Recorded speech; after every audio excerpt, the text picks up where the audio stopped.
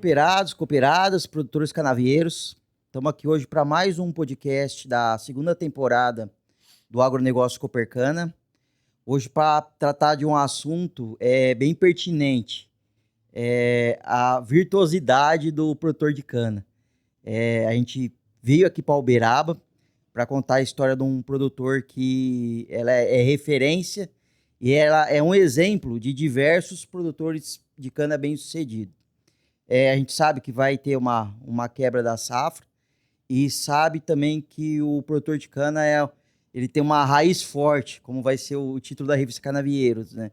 Dessa feira, que vai suportar isso, né? E vai voltar aos patamares produtivos que ele já vem atingindo, né? Então, a gente está aqui na unidade da Copercana em Uberaba, né? Eu recebo aqui o produtor Luiz Carlos Rodrigues e a Bianca Rodrigues, da Nova Terra Agropecuária, né? E a história deles, vocês vão ver que é muito boa, né? Não só a história, o passado dele, né? Mas o presente dele também deles é muito interessante.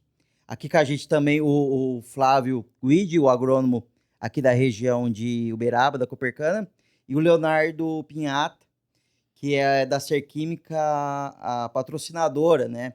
Não só desse podcast, mas dessa ideia da Copercana aqui em diversos podcasts. A Ser Química está como parceira nossa nessa difusão aqui de conhecimento e informação, né? Bom, pessoal, obrigado aqui por vocês terem aceitado a ideia, né? Deu um trabalho para todo mundo aqui, né? O tempo. Obrigado, Luiz, Bianca. Obrigado, Flávio, por ter aberto as portas. E obrigado para o Léo pelo patrocínio aí, pelo apoio, né? Bom, eu vou pedir para cada um fazer uma breve apresentação de quem um pouco, mas não é para contar a história agora não, Luiz Carlos. Você espera um pouquinho. E aí, depois a gente continua com o programa. Ô, Luiz, pode começar, então. Bom, sou Luiz Carlos Rodrigues. Para mim é uma honra estar aqui com você, participando desse podcast, junto com o Flávio, com o Leandro, minha filha a Bianca aqui do meu lado. É sempre uma satisfação, né, estar junto com a Copercana, que sempre também tem nos apoiado. Eu sou produtor agropecuarista aqui na região de Uberaba, Conquista e Delta. E também sou produtor de leite. Então nós estamos em várias atividades ligadas ao agro. Tá certo. Bianca? Oi, boa tarde. Meu nome é Bianca, obrigada pelo convite. Eu sou agrônoma, produtora, tô chegando não, né? Já cheguei na empresa familiar e seguindo os passos. Os passos do seu pai, né? Isso. Flávio? Bom, primeiro reiterar os agradecimentos aí ao Luiz, a Bianca, o Léo, o Marino por ter vindo aqui prestigiar o nosso Uberaba aqui pela Copercana, né? E também estou aqui no trecho já pela Copercana há 19 anos, aqui em Uberaba.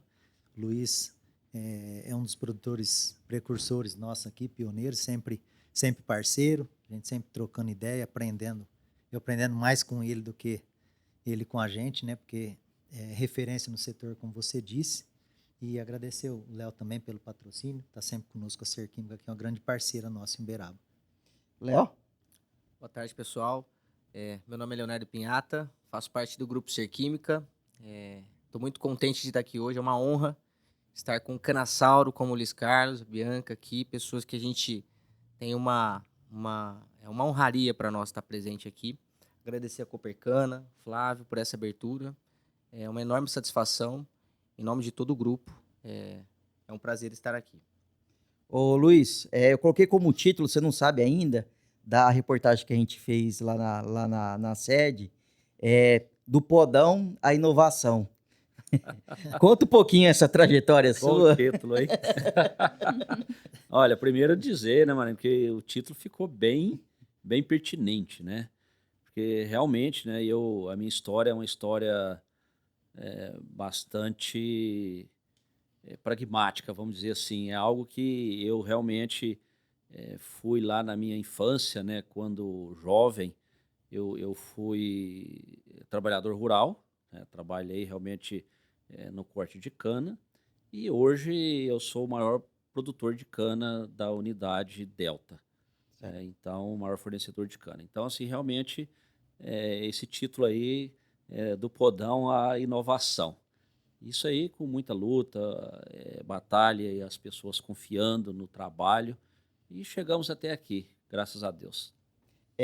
Nessa trajetória sua, Luiz, quais características você destaca para ter conseguido esse sucesso todo? Olha, a primeira coisa, a gente tem que transmitir confiança para as pessoas, não é? Principalmente quando eu comecei, né, a empreender no agro, eu comecei com fazendas arrendadas. Então, primeiro, a pessoa, né, o dono de uma terra, confiar em te arrendar uma área, sem você ter ainda ali a expertise, né? Mas como eu vivenciei o agro, né? Mesmo eu trabalhando ali, tipo assim, no pé do eito, então isso me deu muita segurança, né? Para que as pessoas, para que eu transmitisse essa segurança para as pessoas, que de fato eles poderiam confiar e me arrendar uma terra para mim poder começar todo esse trabalho.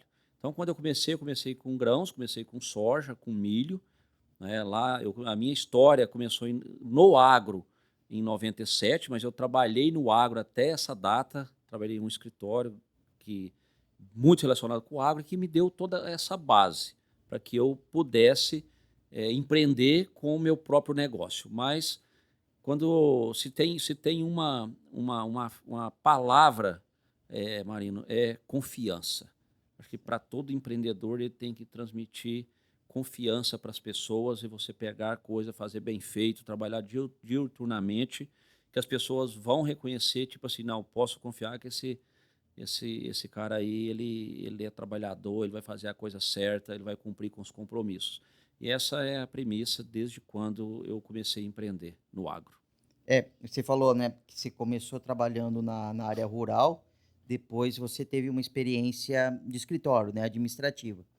A junção da experiência na prática, ali na lida, né, com a experiência de escritório administrativa, foi importante para você se formar mesmo, o seu conhecimento para empreender? Foi porque dali eu tive toda uma bagagem para dizer, não, eu estou pronto para que eu mesmo possa empreender e fazer algo, né, para mim mesmo. E realmente, quando eu olho para toda essa experiência que eu passei, até hoje ela me ajuda. Porque você, quando vivencia, é mais fácil de você colocar em prática. Então, é algo que eu vivi, né? Eu apalpei, eu estava dentro do negócio e isso fez com que eu tivesse, né, sucesso realmente conduzindo esse empreendedorismo no agro. E aí, consequente, crescimento, né? Sem dúvida nenhuma. E aí, com a confiança, aí você só vai crescendo, né? Cresce um pouco, estabiliza, cresce mais um pouco, estabiliza e assim vai. A gente conversou aquele dia também muito sobre planejamento, né, Luiz? Você, ali, a sua planilha aberta, sempre você vendo tudo, números na segunda casa, né? Isso também é muito importante, né? Não, demais. Eu vejo assim, eu sempre digo, né, quando as pessoas me perguntam, questão de planejamento. Você não precisa ter um sistema, você não precisa ser um conhecedor de Excel, não precisa. Faça o seu controle, nem que seja em um caderno, mas que faça, à mão mesmo, a punho, né? Então, assim, sem planejamento, eu vejo que é impossível você empreender ou conduzir qualquer negócio sem você ter números. Sem números, impossível você mensurar qualquer coisa. Você pode, né, sem número, talvez você ir no efeito manada. Não, aqui esse segmento aqui tá bom, eu vou nessa manada aqui. O amendoim tá pagando 100 conto o saco. Vou produzir amendoim. Soja voltou para 180, vamos para soja. Cana de açúcar foi para 200, opa, agora vamos para cana. Aí a pessoa vai no efeito manada, mas a chance de dar errado é muito grande. Eu sempre digo, se você está numa atividade, você está num segmento, firma-se naquele segmento, porque hoje pode estar ruim, amanhã com certeza está bom. Nenhum negócio, Marino, ele vai ficar a vida inteira ruim e não tem nenhum negócio que vai ficar a vida inteira bom. Então você tem que pegar um segmento e se profissionalizar nele e fazer o bem feito, fazer o arroz com feijão, fazer o bem feito dentro da porteira, que você vai ter sucesso. Agora, sem planejamento, é impossível tocar. De novo, que coloque em um caderno, a punho, mas faça. Não precisa florear, né? Pode Exatamente. fazer. Eu brinco que não tem tempestade que dura para sempre, nem churrasco eterno, né? Exatamente, é isso aí. Ô, Bianca, você que está seguindo os passos do seu pai aí, o que mais na história dele te inspira? Nossa, elencar uma coisa que me inspira Ou mais pode falar várias. é complicado. Não pode. Acho não, tenho certeza. Meu pai, ele sempre foi referência em muitas virtudes para mim e sei que para minha irmã também, porque a gente acaba conversando sobre isso, né? A virtude do trabalho, a virtude de ser responsável pelas coisas, ser disciplinado, de cuidar das pessoas que estão à volta dele, seja na família, sejam as pessoas da própria empresa, porque no fim das contas é isso que nós fazemos também, né? Nós cuidamos das pessoas que estão à nossa volta, uma pessoa resiliente. Então, assim, eu sempre olhei para o meu pai e vi muitos dos atributos que eu percebi que se eu quisesse ser bem-sucedida em qualquer coisa que fosse que eu me propusesse a fazer na minha vida, eu tinha que olhar para esses atributos e tinha que seguir nessa linha. Então, assim, eu não consigo elencar uma coisa em que eu admire o meu pai. Mas, seguindo nessa linha, né, do nosso trabalho, sempre muita fé em Deus, sempre confiando muito em Deus também. E confiando em Deus e tá acordando todo dia cedo e não dormir tarde também, né? Confiando em Deus e trabalhando. Então, assim, eu creio que tudo que foi construído por ele foi muito bem sucedido, porque eu não diria que essa é a fórmula mágica, mas é um bom caminho a ser seguido, né? Entregar as coisas na mão de Deus e labutar mesmo, colocar o trabalho ali em primeiro lugar quando ele precisa estar em primeiro lugar e correr atrás daquilo que precisa de atenção e prosperar em cima disso. Uma vez eu estava conversando com o agrônomo lá da Copercana e falando, não, cana aceita desaforo, né? Eu falo, não, o produtor de cana que aceita mais desaforo é mais resiliente que a própria planta. A planta também é resiliente, né? Mas o produtor de cana e as sucessões, né? Eu rodo muito a área da Copercana e vejo muito histórias igual a de vocês. Mostra também que a resiliência do produtor de cana, ela é algo fantástico, né? É muito importante. Ô, Flávio, e o Luiz Carlos aí, que eu acho que é mais que um cooperado hoje, né? Já é um amigo. O que ele te inspira? Você que também é produtor? Marino, pela história e a trajetória reportada pelo Luiz, e você vê a prole aí, a Bianca reportando a mesma coisa, a gente conhece a família, tudo. Tem uma ligação de longa data, né? Desde que nós chegamos a Uberaba, antes até de Copercana.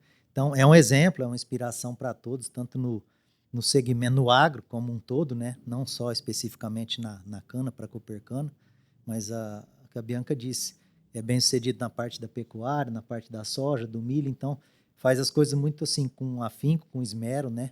Com prioridade, com foco, e sempre labutando, porque nada cai do céu.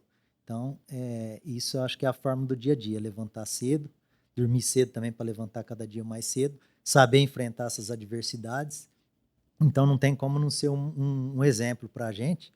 E a gente briga por todos os cooperados, mas o Luiz é um deles que a gente briga muito também, porque sabe essa dificuldade. Então, eu brigo muito na essência, até eu me sinto muito em casa trabalhando na Copercana, que eu falo, a Copercana é de quem? É de todos os cooperados dela, né? Então, a gente tem que trabalhar por eles e brigar por eles. Quando a gente proporciona oportunidade de bons negócios, quer seja uma sugestão assertiva, uma parceria aí na hora ruim, na hora boa, eu acho que é isso aí que é o importante do dia a dia e é o papel da cooperativa da Copercana. Então, nós já tivemos várias situações aí da hora ruim e da hora boa, que você falou, churrasco não dura para sempre, tempestade não dura para sempre, o importante é estar sempre em todas essas horas aí. Então, estamos aí sempre de mãos dadas aí com o produtor, o Luiz não é diferente, a gente fala muito, sempre troca ideia, acerta, erra junto, mas sempre em busca do caminho das pedras aí, do melhor cenário possível para enfrentar as adversidades aí. Então, é um prazer, além de tudo, poder contar com ele no quadro nosso de cooperado aí. Bom demais. Ô, Léo, você que é o mais novo aí dos... O que você aprende aí com a história do Olha, Luiz? é algo de tirar o chapéu, né? É como o Luiz disse, pra gente que é novo no negócio, né? Desde quando eu me formei, acho que eu tô há 13 anos atuando já nesse segmento de nutrição, biológico, e quando eu vim para o Grupo Ser Química, há 8 anos atrás, a gente iniciou esse projeto, fomos conhecendo histórias maravilhosas. Acho que quando o Luiz Carlos deu as primeiras palavras, confiança, acho que foi a primeira que eu vi quando eu peguei na mão dele a primeira vez, há 5 anos atrás, aí que eu sentei na cadeira da Nova Terra e vi o que era a Nova Terra. E você começa a sentir assim, a atmosfera que é gerada dentro dessa operação que eles conduzem com máxima excelência. Você começa a ver que não é só olhar para o custo em si, mas olhar para as melhorias que podem ser atribuídas dentro de cada processo no dia a dia, desde manejos, desde produtos, desde inovar em alguma coisa que a gente já vem fazendo, e isso nunca foi deixado de lado, acho que sempre foi priorizado, nunca foi só uma simples parceria, mas sempre foi uma parceria para evoluir aquele 1, 2, 3, 4, 5%, e aí a gente vê o porquê essa case de sucesso vem, né? Não é de hoje, não é de ontem, é de anos e anos de construção, tijolo e tijolo, até chegar no momento que chega. E é de inspirar a todos, não só, acho que a Bianca, mas a todos que convivem perto deles, né? E não só nós, assim, é algo de tirar o chapéu mesmo. A gente tem um prazer enorme de estar atendendo aí há tanto tempo, numa parceria tão boa, tão honesta, franca, justa e para todos os lados, sabe? Sincera e mais de todos os... Sempre com o Flávio ao nosso lado aqui, eu não deixando de falar da Copercana, que nem se fala, mas essa confiança, esse elo que gera toda essa magia, esse prazer de estar aqui, de estar fazendo acontecer. Por eles, né? Pela Copercana, pela Ser Química. Não é nem trabalho, né? É o dia a dia que a gente gosta. Ô, Luiz, falando em inspiração, né? Se não é inspiração somente na cana, né? Você tem mais um negocinho que eu, assim, na minha ignorância, acho até mais difícil que cana, que é leite. Conta um pouquinho dessa operação de leite, como que funciona. Olha, o leite realmente é uma paixão também, viu? E nem tudo é só dinheiro, né? Mas não que o leite não te remunere, não é isso. Mas isso também está no meu DNA. Eu sou produtor de leite desde 2003. Nunca deixamos de fornecer um dia sequer. Então são ininterruptos desde 2003. Né? E hoje a gente está lá a gente produz entre 8 mil e 10 mil litros de leite dia. É um dos nossos segmentos, é um dos braços da nossa agropecuária. Temos alguma coisa de corte também, mas no segmento pecuária é o gado de leite. Nós temos lá o nosso sistema, né, de produção de leite no sistema cross ventilation, que é um barracão fechado, né, que dá conforto para o animal, né, que você consegue uma produção maior de leite, porque você dá conforto para o animal.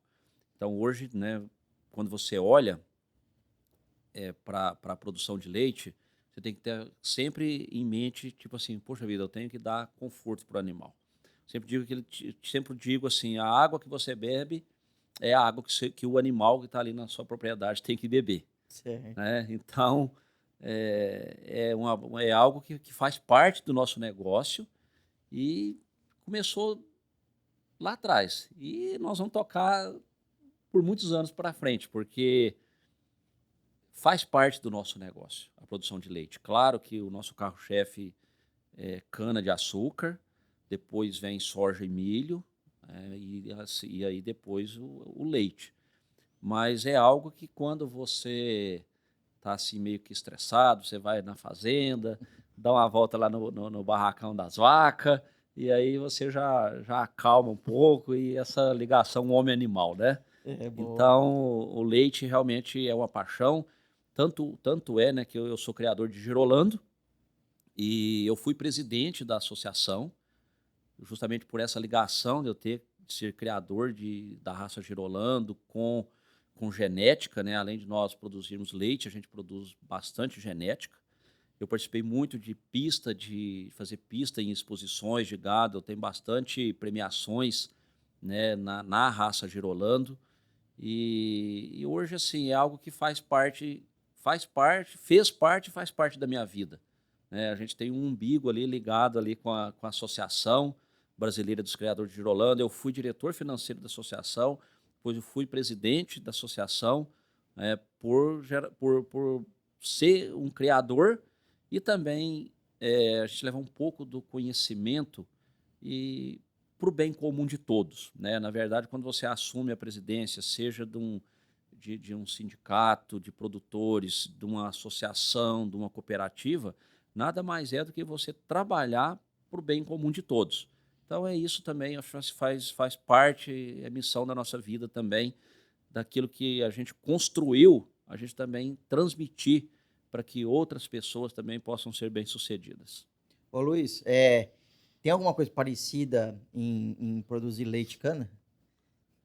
Olha, Além de não dormir à noite? a diferença é um pouco grande, porque leite é centavo, né? E cana a gente já fala num valor mais agregado, né? Então, o que eu extraio do leite é o seguinte, que como a gente corre atrás de centavos, porque o leite é centavo, a gente faz essa mesma conta para cana. É a Então, margem ali Então, minúscula. nós vamos correr atrás de cada centavo. Então, cada centavo que numa administração de uma fazenda de leite que você faz, você pega isso e leva para as outras culturas.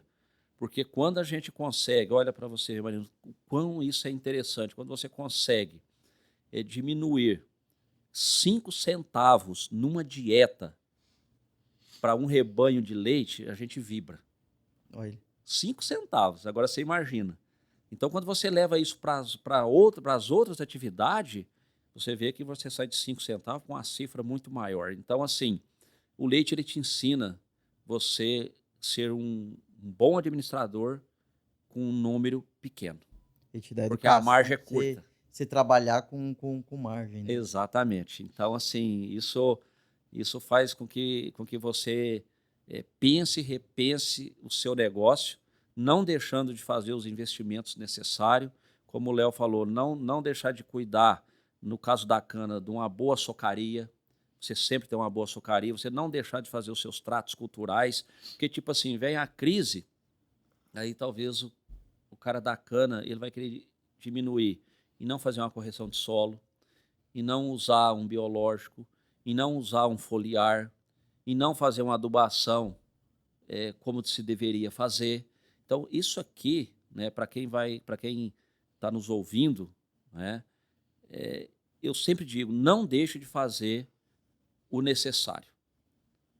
Ah, mas é crise, é difícil, mas se você não faz, se ali na frente o negócio melhora, e sempre melhora, porque crise vem, crise vai, então você tem que estar com o seu negócio sempre redondinho, porque quando você sai da crise, você está bem ali na frente, você tem um bom canavial, você está com a sua socaria boa, Faça o você dever de está casa. com o seu manejo varietal em dia, você não deixou de fazer os seus plantios para que na hora que o negócio melhore, você está com o seu canavial renovado, tá certo? Então, o que eu sempre digo, eu trago sempre para dentro da Nova Terra é isso, não vamos deixar de fazer o nosso arrozinho com feijão dentro de casa. Se tem que fazer 500 quilos de adubo, né? Se tem que fazer um NPK de 500 quilos, não faça 300.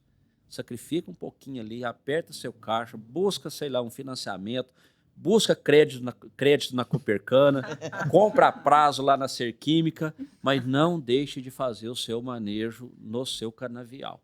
Isso vale para todos os tipos. Voltando na pergunta inicial, o gado, a produção de leite, ensina muita gente a fazer isso, tá certo? Porque você não deixe de dar a dieta correta para sua vaca, porque ela não vai te devolver em leite. Não adianta você dar uma dieta para 20 quilos de leite numa vaca e querer que ela te produza 30.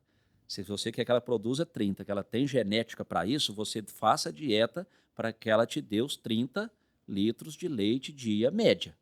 Tá certo, Maria? Então é isso. E na cana, na soja, no milho ou qualquer outra atividade, no café, no amendoim, seja no que for, não deixe de fazer o bem feito. Não adianta você querer produzir 80 sacas de soja se você vai colocar um manejo de 60. 60. Não espere isso, né? Milagre nós já temos. Deus faz milagre. Ele já nos dá a chuva, nos dá o sol, não é? O solo, Nos né? dá a vida para nós podermos trabalhar, dá saúde. Tudo isso Deus já dá, mas nós temos que fazer o nosso dever dentro de casa. Deu o cérebro também pra gente pensar, né? Exatamente. Deu certo para a gente pensar. E o que a gente sempre pede, né? É para Deus. Eu não quero dinheiro, eu quero sabedoria e entendimento. É isso. Isso gera dinheiro, gera renda. Certo. Ô, Bianca, pensando nos manejos, vamos falar um pouquinho de como vocês trabalham o plantio, né? E o manejo de cana-planta. Nessa filosofia aí do seu pai, né? Como que hoje vocês atuam lá na fazenda? Bom, hoje a nossa atuação durante o plantio é bem isso que ele comentou mesmo. A gente vai investir, vai fazer um bom plantio e despender a energia e os recursos que forem necessários para que a gente realmente consiga instalar ali um bom canavial. Porque é isso que nós estamos comentando, né? O plantio desse ano é um canavial que me acompanha aí por mais quantos anos, não é mesmo? São 7, 8 safras que o bom trabalho desse ano vai refletir para frente. E é basicamente o essencial, né? Se você já fez um plantio mal sucedido, você tem uma socaria mal sucedida pelos próximos anos também. E aí começa a acarretar realmente mais custo, mais manejo que eu vou precisar fazer. Às vezes eu não vou conseguir aproveitar esse plantio, a quantidade de cortes que ele poderia ser aproveitado se ele tivesse sido bem feito. Então, o que nós temos priorizado é isso, definir bem o nosso manejo, estar próximos das empresas que nos atendem também nesses manejos. Todos os anos nós estamos atrás das novidades, atrás do que está sendo feito em campo, do que está sendo bem sucedido, dos insumos, né, que estão dando um retorno positivo também. Nós temos buscado essas melhorias, não só no plantio, como também nos outros segmentos, nas outras operações, mas é isso que nós temos priorizado e também priorizado nossa qualidade de plantio, sempre avaliando, sempre atrás das plantadeiras, atrás de onde a cana está ficando ali no chão, para a gente ter certeza de que a gente está conseguindo desempenhar um bom trabalho. Hoje vocês já fazem o plantio mecanizado, Sim. 100% mecanizado. 100% mecanizado. Isso é uma quebra de paradigma também, né, Bianca? Porque no passado vinha muito aquela questão de plantio manual, né? Aí vem as plantadeiras, as distribuidoras. E hoje, claro, hoje nós temos as plantadeiras, mas exige muita técnica, né? Tem que estar em cima ali e a Bianca tem conduzido isso muito bem aí. Que eu ia perguntar, não é só questão da plantadeira, né? Tem todo o processo de plantio mecanizado, que vai desde da colheita da muda, né? Sim. A escolha da variedade e tudo mais, né? Que para ele ser bem sucedido, né? Dentro do processo de plantio mecanizado hoje, quais as fases hoje que vocês identificam de maior cuidado para o produtor? Ou para o produtor que vai entrar no plantio mecanizado, onde que ele precisa ficar mais atento? Bom, eu começaria por definir muito bem que muda você vai usar para replicar. Se você já errou na escolha da muda ou na alocação ali varietal, é muito difícil corrigir alguma coisa relacionada a isso depois. Então, primeiramente, qualidade de muda, dar muita atenção ao corte da muda também, fazer avaliação, pelo menos lá em casa a gente conduz dessa maneira, todos os dias nós fazemos avaliação. Todos os dias soltou o corte de muda, já faz avaliação de como que está a colhedora, precisa de saber se precisa sincronizar, se precisa de melhorar o corte, se precisa trocar alguma peça na máquina para ficar um corte de qualidade, para eu conseguir entregar uma muda de qualidade lá na plantadeira também. Porque, querendo ou não, o processo mecanizado ele também é um pouco mais agressivo para a muda, né? Sim. Então, eu preciso de entregar uma muda de qualidade lá na plantadeira. E na plantadeira também tem avaliação todos os dias até chegar no ponto em que precisa de estar adequado ali. Fala, não, agora está satisfatório, pode conduzir o plantio dessa maneira.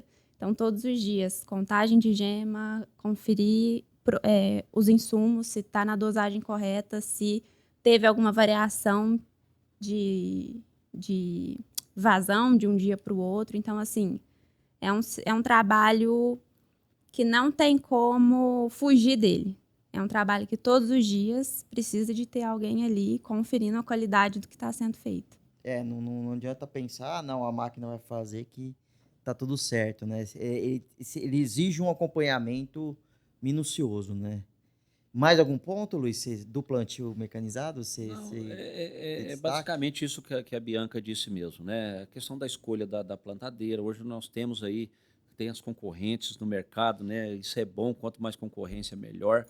Mas eu vejo assim, o produtor de cana hoje não tem outra saída a não ser partir realmente para o plantio mecanizado, né? E não é um bicho de sete cabeças também, não. É pegar e fazer, porque quando você olha para o plantio manual, é muito complicado também. Então, assim, eu aconselho todo produtor de cana a partir realmente para o plantio mecanizado. Esse negócio de plantio manual, esquece isso aí. E tem ferramentas para isso, o importante é que temos tecnologia para isso, tem gente para isso. E você, como você já é um produtor de cana, que você já faz a colheita, então você tem todo o know-how para fazer um plantio. Então eu não vejo dificuldade nenhuma. E outra coisa, o produtor às vezes é um produtor menor. Ah, mas eu não tenho condição de comprar uma plantadeira. Tem muitos prestadores de serviço aí no mercado também, que já está prestando serviço de plantio. E o que eu sempre digo também, faça ali uma parceria em condomínio, 2, 3 produtores, 5 produtores ali, compra uma plantadeira, faz um escalonamento certinho, de tal dia vai plantar para um, de tal dia, outro dia vai plantar para o outro ali, faz uma escala em 4, 5 ali, compra uma plantadora, compra uma colhedora e faça um condomínio e vai plantar cana e ser feliz, né? Pode Com fazer plantio mecanizado. plantar até a muda, né? Exatamente, exatamente. Então é isso, e fazer um plantio bem feito. A Bianca bem disse que tudo começa no plantio, porque é ali que primeiro, você tem que definir a cultivar que você quer, a variedade, tipo de solo, bem corrigido, com a boa fundamentação. Então, o plantio, ele é de fato o alicerce. Se você errou no plantio, esquece que você não vai ter ali 5 anos, 6 anos, até 8 anos ali de uma socaria. Não vai ter. Já no plantio, deixar a área limpa, não deixar a planta daninha, porque aí você consegue ter uma longevidade no seu canavial. E, de novo, não deixe fazer os tratos em socaria, de maneira nenhuma. Pode fazer com segurança que o retorno vem. Produtor nenhum, Marino, vai queimar dinheiro e fazer coisa que não deve. Mas eu sempre digo, tudo aquilo que se coloca na planta, ela te devolve. Ela retorna. Ela retorna. Não tem como ela não te retornar. Então, hoje, é aquilo que nós falamos no início, planejamento. O produtor, seja do que for, ele tem que ter um planejamento financeiro, ele tem que ter um planejamento de tudo aquilo que ele vai colocar no campo. Isso aqui é fundamental. E fazer bem feito. Não adianta você querer fazer um negócio mal feito e querer ser bem sucedido naquilo ali. Se você quer buscar produtividade em qualquer cultura, e principalmente na cana, faça bem feito. Não economize em fazer bem feito. E você se planejando, você consegue ter acesso à tecnologia, né, Luiz? Como você falou, você monta um condomínio, você vai atrás de um terceiro, você consegue achar alternativas, né? Mas precisa se planejar, né? Não adianta chegar na véspera do plantio e falar, não, eu vou plantar mecanizado, que aí não vai dar. Não tem como. Não vai dar. Isso aqui é planejamento tipo assim, terminamos o plantio agora em março, né? A março, comecinho de abril. Eu já estou com o meu planejamento de plantio já para fevereiro, março de 2026. De 26. Né? Já estamos com o nosso plano pronto. Sim. Não dá para você ficar esperando. Então, eu já sei o que eu vou precisar de fertilizante, o que eu vou precisar de biológico, o que eu vou precisar de herbicida, tanto para o plantio da cana quanto para a muda. Se eu vou fazer corte de soqueira na muda ou não vou, que eu aconselho fazer também corte de soqueira Na muda onde de tira a corte. muda, entendeu? Por não deixar de fazer. Então, assim, Marinho, tudo é planejamento. Tudo é planejamento. Não adianta, de novo, ir no efeito manada. Você tira a muda de 2 cortes? Não. Sempre tiro o primeiro corte. Nunca tirei muda de 2 cortes. Tá, Eu sempre na planta. sempre cana-planta. Sempre cana-planta. Quando, às vezes, em algum momento, alguma cultivar que a gente não tenha, talvez a gente faz uma MPB. Tá. Aí cantose sempre. Sempre cantose. Mas, muda... Eu nunca gostei de fazer plantio com muda, tipo Mas o segundo corte. Certo. Sempre primeiro. Ô Luiz, você falou em manejo bem feito de plantio, né? Para xenóforos, você tem problema? Acho que deve ter, né? Todo mundo tem. Como que você faz? Você arranca a soqueira na reforma do canavial, pensando nos fenóforos? Olha, na reforma de canavial, quando geralmente a gente vai pôr soja em cima da palhada, a gente já coloca alguma coisa para combate de esfenófilo, né? E já ajuda bastante. Agora você falou a questão de esfenófilo, todo mundo tem. Eu acho que quem fala que não tem porque não procurou. Mas Falaram que é igual gordura no fígado. Igualzinho. Se procurar, acha. Né? Então, ele está aí, existe, mas hoje é algo também que já está bem sob controle, né? Hoje, um produtor de cana, se ele perder um canavial ou deixar de ter produtividade por causa de um esfenófilo, é porque realmente não cuidou, né? Porque tecnologia para isso tem, você tem produtos para isso, né? Então, assim, desde quando você já vai fazer a sua reforma, você já tem que estar realmente planejado, porque você sabe que, tipo assim, se o bicho está ali, já vamos dar um jeito de ir eliminando. Hoje a convivência dele é plenamente possível, né? Exatamente. Então, dá para conviver bem. Ali no passado foi um problema, mas hoje não. Hoje esse fenómeno não é problema mais, não. Né? Dá para resolver bem. É só se planejar, né, Luiz? Exatamente, planejar. Ô Flávio, hoje tua recomendação para quem faz plantio mecanizado, que você tá pensando em suco de plantio? Você pensa? Nós temos muita informação, muitas alternativas aí, as empresas estão sempre no suporte, né, Marina? Então, a gente tem recomendado sim a consorciação do químico com o biológico, né? É uma casadinha aí praticamente que a gente não deixa de recomendar, porque um ajuda o outro, né? Muitas vezes, até pouco tempo atrás, o químico achava que resolvia sozinho, mas hoje as empresas de químico estão vindo para parceria com o biológico, né? Então, é uma casadinha perfeita. Nas adversidades aí, quer seja para um ou para outro, um entra dando esse suporte, né? Então, a gente tem aí as moléculas, diversas empresas aí, todos os produtos. Não existe produto ruim, existe às vezes produto mal posicionado, né? Então, sabendo a informação do produto, qual época ele vai ser aplicado, qual a infestação que está na área, né? tudo certinho, não tem como errar, né? E tem todo o suporte também da parte do biológico, as empresas idôneas aí, né? Que precisa ter produto realmente que chega na roça, que vai ser aplicado e que tem aquilo ali que o produtor está comprando. Isso é uma coisa que a gente briga muito, né? Por essas empresas aí dessa idoneidade. Porque a gente sabe que tem muita empresa hoje no mercado que às vezes não está naquela pegada, ou está às vezes na empolgação, porque hoje biológico parece que vem para resolver tudo. Não. A gente sabe da necessidade aí desde esse levantamento que o Luiz falou, desde o preparo do solo, já o corte de soqueira já está lá na frente, mas você já tem que estar preparado lá atrás. Primeiro, a transição para que o esfenófilo já venha numa população que hoje é um convívio, né, não é extermínio, a gente não fala disso, que ele venha numa população o mais branda possível e que você possa conservar essa população de maneira que você conviva de forma harmoniosa e que ele não chega a te causar um dano econômico. Então, para isso a gente tem toda a tecnologia aí, esse dia a dia aí, essa troca de informação.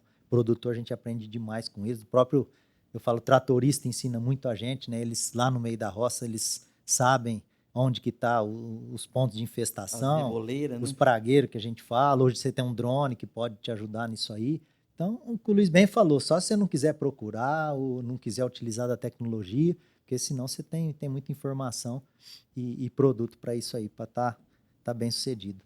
Ô, Léo, o que a Serquímica hoje tem na prateleira dela pensando em plantio mecanizado? São boas notícias que a gente fala bastante. O Luiz Carlos, não só ele, como muitos aqui na região, tem usado uma tecnologia nossa chamada Biofol, que é uma mistura de fungo e bactéria, que é algo que a gente via que muitas consultorias, havia muitas dúvidas, inclusive acabou de sair o nosso registro no mapa de fungo e bactéria líquidos, primeira suspensão concentrada registrada pelo mapa, nenhuma empresa nisso tem, acho que no Brasil isso hoje, e a gente consegue abrir isso para praticamente um mercado totalmente inovador, sair totalmente fora da casinha, totalmente fora da caixa que a gente vê dos WZs, enfim.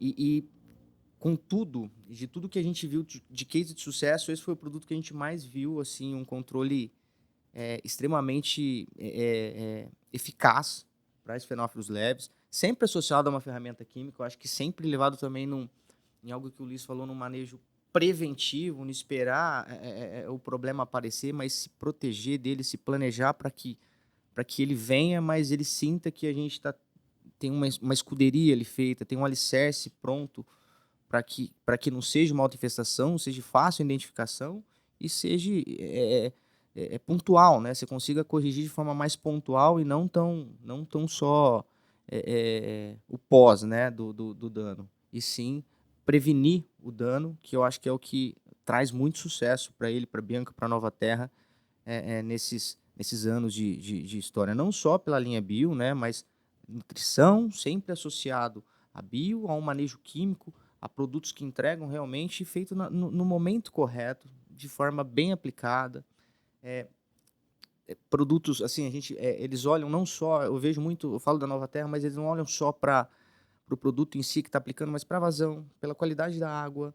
São outros atributos, são outras pequenas porcentagens que conseguem chegar e controlar bem, que às vezes você pega uma água muito alcalina, usou um produto sistêmico, e não foi tão legal porque teve algum empecilho, uma matéria orgânica muito alta naquela água, então tem todo esse cuidado além do manejo em si da praga, mas como o veículo, o produto em si, o ativo chega até a praga. Acho que isso também é fundamental para ter esse sucesso. A Serquímica trouxe essa tecnologia, é possível hoje você até associar esse produto biológico em si, o Biofol, esse bioinseticida, com outros produtos dos grupos químicos. Então, isso para nós e para o mercado em si de cana, que tem algumas... Normalmente você vai numa operação que você quer levar quase tudo nela, né? E ele possibilita muito, ele dá essa vantagem de fazer essa aplicação em conjunto, né? Isso nos dá uma segurança muito aí de refrigeração, uma shelf life de 12 meses. É uma inovação que chega não só o Biofol, mas o Biosolos como nematicida, o Bioevolution, que é Arabatá e Comicurriza, o Bioprotege, que é um biofungicida. Todos esses produtos que a gente conseguiu agora realmente mostrar que isso é possível, nos dá essa segurança de controlar não só o bicudo, mas outras pragas também, outros inimigos que a gente tem no dia a dia. Tá certo. O Léo falou um negócio interessante, né? Que é a preocupação com a aplicação, né, Luiz? Eu andei girando aí uns eventos que a Maquinojet fez com produtores, né, na área toda da Copercana, né? E que eu percebi que às vezes o cara ela tá lá com autopropelido ali de milhões, um investimento alto, né? Investindo num agroquímico de ponta, né? Um defensivo de ponta, um biológico de ponta. E aí, a hora que você abre os filtros dele, tudo entupido. Os bicos mais de anos sem trocar, né? E aí você fala em adjuvante, o cara também não acredita em adjuvante. Você tem que pensar no processo como um todo, né? De aplicação, né, Luiz? Não, sem dúvida nenhuma. Hoje você pega aí um autopropelido aí, o valor que você investe nele, para você deixar de investir numa ponta, né? Aí é complicado. A Bianca, ela acompanha muito bem isso aí, né? Que está ali mais no operacional, no dia a dia, no campo. E isso aqui é uma premissa nossa. Nós não conferido vazão, sempre na hora que tem que trocar uma ponta, um bico, tem que ser trocado.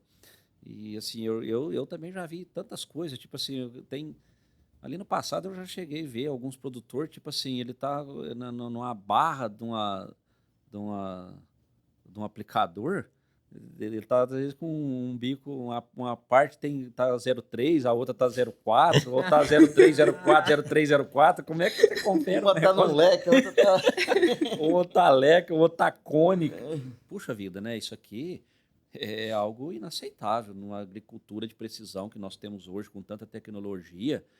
E nós temos que usar essas tecnologias a nosso favor. Elas vieram para isso, Sim. não é? Então, se nós não usarmos isso aí, aí é um tiro no pé. Então, assim, hoje, se o produtor não usar as tecnologias que estão aí, se não usar toda a precisão que existe aí, não vai sobreviver, porque as margens estão ficando cada dia mais curtas. Então, se você não utilizar dessas ferramentas, você não utilizar dos equipamentos tecnológicos que nós temos, dos produtos que nós temos, né, eficazes, com certeza não vai sobreviver. Infelizmente, a notícia que a gente tem que dar ao produtor, e essa notícia, quando eu estou falando, eu estou dando ela primeiro para mim, né? Porque quando eu falo aqui, eu sou o primeiro a ouvir, né? Porque o meu ouvido está pertinho aqui, né? Então, eu sou o primeiro a ouvir, então isso serve de alerta para mim também, que se eu não fazer o negócio bem feito dentro da porteira, o meu negócio ele está fadado a terminar. Então, não é isso que nós queremos. Então, vamos usar de todas as ferramentas que nós temos, todas as tecnologias que nós temos, todos os recursos humanos que nós temos para que faça a coisa ser lucrativa. Né? Utilizar direito, né? Utilizar não é direito. Só comprar. Não adianta você ter uma Ferrari e andar de Fusca. Então, fica de Fusca, que é bem mais barato comprar que uma Ferrari para rodar cana, né? Rodar roça. Exatamente. Então, assim, vamos usar a ferramenta certa, na hora certa, no momento certo, e a tecnologia da mesma maneira. Né, Bianca? Isso aí. Ô, Bianca, dá muito trabalho utilizar o autopropelido da maneira certa, fazer a aplicação da maneira correta? Não, eu acho que pelo retorno que dá, fazer da forma correta, compensa o trabalho que se tem, né? Então, assim, pelo menos a maneira como nós trabalhamos hoje, dependendo da operação, dependendo da aplicação que eu vou fazer, eu tenho o tipo certo de ponta, se eu vou trabalhar no tipo leque, se eu vou trabalhar no tipo cônico, isso tudo assim, cada aplicação ela é avaliada de forma particular. Se eu vou fazer um herbicida, eu vou pensar antes, qual é o herbicida, qual que é o objetivo daquela aplicação, que vazão eu vou trabalhar ali, que ponta eu vou colocar para trabalhar naquela operação, que tipo de adjuvante me ajuda naquela operação ou não. É até um trabalho que nós temos desenvolvido até esse ano na fazenda também, procurar alocar o que satisfaz melhor cada uma das aplicações, o que faz sentido, o que não faz. Eu vou aumentar meu custo aqui nessa aplicação com tal produto? Não, mas eu vou ter um retorno porque vai ficar melhor aplicado. Algumas coisas que nós temos feito também, tem uma avaliação que dá para fazer, dá vazão bico por bico do autopropelido. Depois ele te gera um mapa, né, de como que tá ali todas as pontas do Uniporte. Você vê onde às vezes está saindo mais, onde está saindo menos, você vê a sua eficiência na barra, porque o autopropelido ele vai compensando também, né? Então, às vezes, você não tem uma visão no final da sua operação, você acha que está tudo certo. Não, fechou a quantidade de produto, na quantidade de área, está tudo certo. Mas o que você não enxerga é que, às vezes, tem uma ponta compensando outra, que está ali meio entupida, de uma lavagem que devia ter sido bem feita aí, não foi. De um produto que, às vezes, dá mais problema mesmo, vai encrostar ali na barra, vai dar mais trabalho para limpar, e na correria, às vezes, não é daquele jeito que devia ter ficado. E são assim, é uma perda invisível que você acaba tendo ali, né? Então, isso é algo que nós temos priorizado. Vai lavar o Uniporte? Vai lavar o pulverizador? Vai demorar? Vai. Mas eu vou lavar bem feito, porque eu não vou ter problema, não vou sair carregando o problema daqui para frente. Tem um produto que tem que deixar de um dia para o outro no tanque. Então, tá bom, vou deixar de um dia para o outro no tanque, mas eu vou deixar bem feito e deixar o meu pulverizador 100%, né? Mais próximo possível do 100%. Para eu conseguir operar bem nas minhas pulverizações. Eu acho que uma um conceito que o pessoal de usina, de agrícola de usina, fala muito, que o operacional manda 90%, o agronômico 10%, né? Em operações igual a de vocês é diferente, né? O agronômico ainda, lógico, o operacional é importante, mas o agronômico ainda tem um peso muito grande, né? As decisões agronômicas em cima das operacionais, né? Sim. Ô, Flávio, e você vê muito o Uniporte rodando aí com os bicos entupidos? Eu costumo falar assim, Marino. O Luiz citou bem, questão de uma máquina grande que aplica aí, tem um rendimento de altas proporções, o estrago dela também, se ela estiver mal regulada, é em grandes proporções. Você pega uma colhedora de soja, por exemplo, aí, um monstro daquele lá, se você não tiver com ela regulada, depois daí uns 15, 20 dias, você vai ver a perda que ficou na lavoura, né, o quanto você deixou de colher ali. Então, são ímpares os produtores que, infelizmente, ainda fazem essas aferições aí, dia a dia. Mas eu volto a falar, às vezes o produtor não vamos colocar só a culpa no produtor, que ele é sempre o culpado de tudo, né? Mas o produtor tem muita coisa para olhar também, né? Tem a parte de gestão, tem a parte de pessoal, tem que cuidar do pessoal, igual o Luiz comentou, tem que escolher a muda, tem que pensar no plantio do ano que vem, na colheita que está tendo agora, a renovação dele, mas também tem a soja, tem o milho, tem o maquinário. É complicado. Então, o produtor, justamente nessa hora que a gente entra e essas parcerias que a gente tem. Então, por exemplo, às vezes o meu dia a dia também, às vezes, é um universo mais amplo. Você não tem foco, às vezes, numa determinada operação, num determinado produto, daquela determinada empresa, por isso que nós temos as parcerias. Então, às vezes, encarde alguma coisa, Léo, toca lá, dá uma força lá no Luiz, está acontecendo isso, aquilo e tal. É isso que o produtor tem que saber contar com essas parcerias também, saber chamar. Então, se você tem um autopropelido, que é uma máquina de valor considerável, você tem uma parceria com uma empresa que produz que fabrica esse autopropelido, que também tem um lastro. Então, essas empresas hoje têm que fornecer isso aí por obrigação, né? Esse suporte para o produtor e dar esse respaldo para ele numa hora dessa. Então, o produtor tem que puxar a orelha da empresa, que é difícil hoje, a gente sabe que mão de obra está complicado, nessa assistência técnica aí, o produtor tem que estar sempre brigando, mas o mais interessado e quem paga a conta é o produtor. Então, infelizmente, tem que partir dele. Se ele não tem uma gestão interna, arrisca, ele tem que contar com a parceria da empresa, porque senão o estrago é grande. E a gente vê isso aí que o Luiz falou, não é novidade. Ele, não, só para acabar esse biquinho aqui, quando vai ver um biquinho numa máquina dessa aí, ela anda bastante. E às vezes ao chegar ao ponto de ter bico de vazão diferente na mesma barra, isso aí hoje é uma coisa que geralmente não entra na cabeça, mas acontece, entendeu? E vamos tirar aquela questão de o autopropelido ou que seja uma bomba de hidráulico, é tudo a mesma coisa. Mas qual que é a melhor? Muitas vezes estamos questionando, qual que é a melhor aplicação? A de avião, a do autopropelido ou a da bomba? Muitas vezes a da bomba pode ser melhor ou pior, depende como é. Imagina um avião mal regulado, aí uma empresa que você pagou para o cara fazer, ele não tem mapa de voo, não sabe o que ele está te entregando, o que você manda lá ele aplica. Né? Então, quer dizer, você está pagando um serviço que você não vai ter, você gastou um produto caro, não tem eficiência desse produto para o objetivo que você quer, para o alvo que você quer controlar, o que você quer atingir na lavoura. Então, volta tudo na mesma tecla. A base, planejamento, a gestão, a aferição, tudo isso aí. É o dia a dia. Por isso que ela falou que todos os dias é feito isso. Procedimento. Tem que ter. Se você não tiver aquele checklist diário, não tem quem vai fazer por você, não. A gente ajuda, mas não resolve tudo, né? É isso aí. O produtor, eu brinco que sozinho não chega a lugar nenhum. Ele não precisa ter uma equipe gigantesca, né? Mas ele ia atrás, né? Tem que ter o Ele contato. precisa querer fazer. Procedimento. O produtor ele pode escolher entre fazer essa aferição todos os dias ou não. A opção é dele. A opção de usar a ferramenta. A gente faz todos os dias. O produtor de cana, a gente fala, Jean, você comentou. Sair pra roça de manhã. Todos os dias, ou no campo, sabe, Leonardo?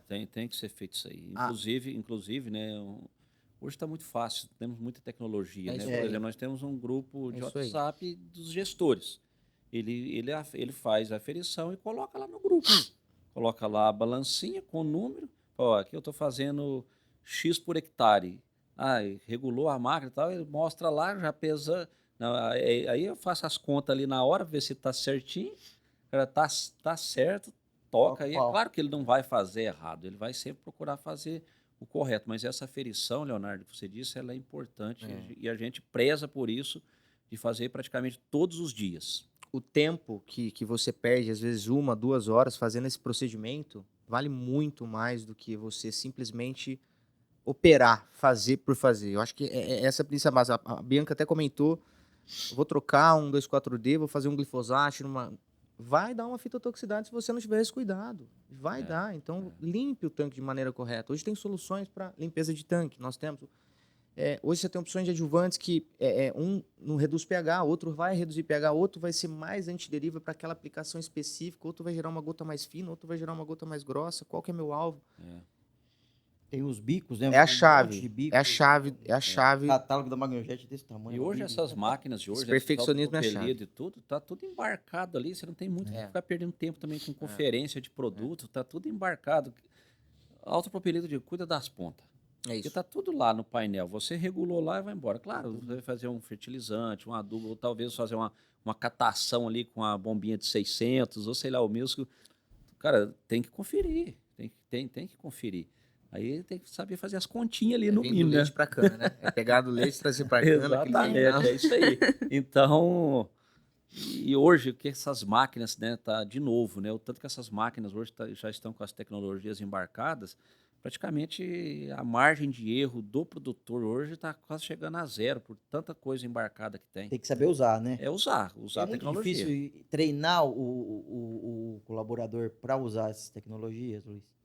Eu não vejo muita dificuldade, não. Talvez essa turma que está chegando agora, parece que está chegando um pouco mais também, mais tecnológico, né? A gente, não vou dizer que a gente não tem dificuldade, talvez tenha ali uma meia dúzia de colaborador ainda, que está lá com a gente há 15 anos, 20 anos, então quando chega esse tipo de Olha a tecnologia, fibra até pro GPS. ele fica meio que assim, meio receoso, talvez não dá conta e tal, mas uma coisa que o produtor também tem que ter, paciência, treinar pessoas, né? Hoje treinar pessoas não é perder tempo, porque você vai ver o preço que você vai pagar se você não treinar e a pessoa continuar ali contigo. Aí é pior. É. Então, se você acha que treinar pessoas É caro. é caro ou é perda de tempo, então você fica com aquela pessoa sem treinamento, que aí você vai ver o que é caro e o que é perda de tempo. Aí Né? fica caro. Você tem uma ideia? Eu vou contar uma história aqui, né? É óbvio que eu não quero expor nenhum dos meus colaboradores, mas quando nós inserimos a questão do piloto automático, né? Eu tenho um operador meu lá, que já está comigo lá, tipo assim, sei lá, 20 anos. Tá lá comigo.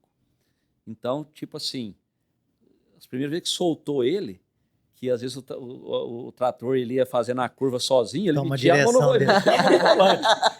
Volta. Aqui não, bichão. E tinha que estar ali com ele. Mas ele tá fazendo. É desse jeito mesmo, pode deixar, ele não precisa preocupar. E o trator ia fazendo a curva de novo, metia a mão no volante. Então, isso aqui, eu estou contando isso, com certeza deve acontecer em muitos lugares no país e mundo afora. Mas é assim, porque a tecnologia chega, a pessoa às vezes não está preparada, mas, cara, pega essa pessoa. Se ele é um bom colaborador, treina ele. Não desista do cara porque ele não está dando conta de fazer isso ou aquilo. Tudo é treinamento. Você treinou, vai embora. Entendeu? Insiste, só a hora que não der mesmo. Ensina. Hoje você tem que ensinar a pessoa, você tem que acreditar.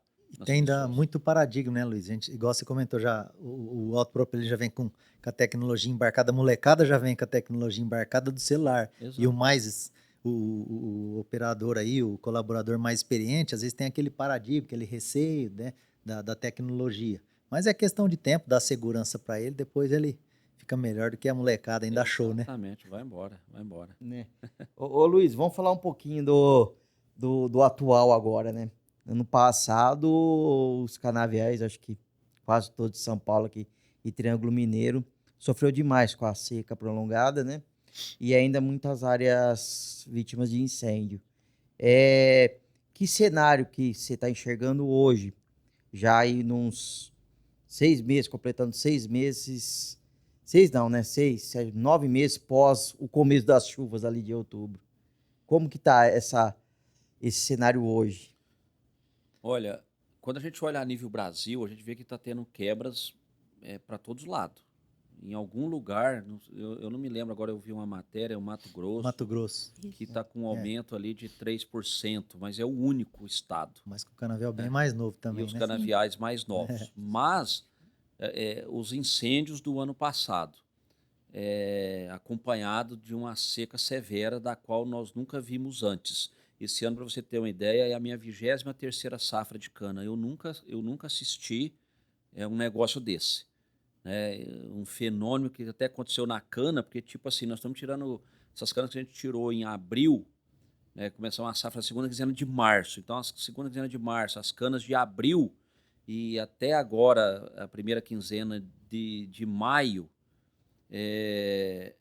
parecia-se que a gente estava colhendo, tipo assim, uma cana, tudo bem, de 12 meses, 13 meses, mas ela sofreu com a seca, sofreu com o incêndio, nós estávamos colhendo tipo uma cana de 9 meses, 8 meses.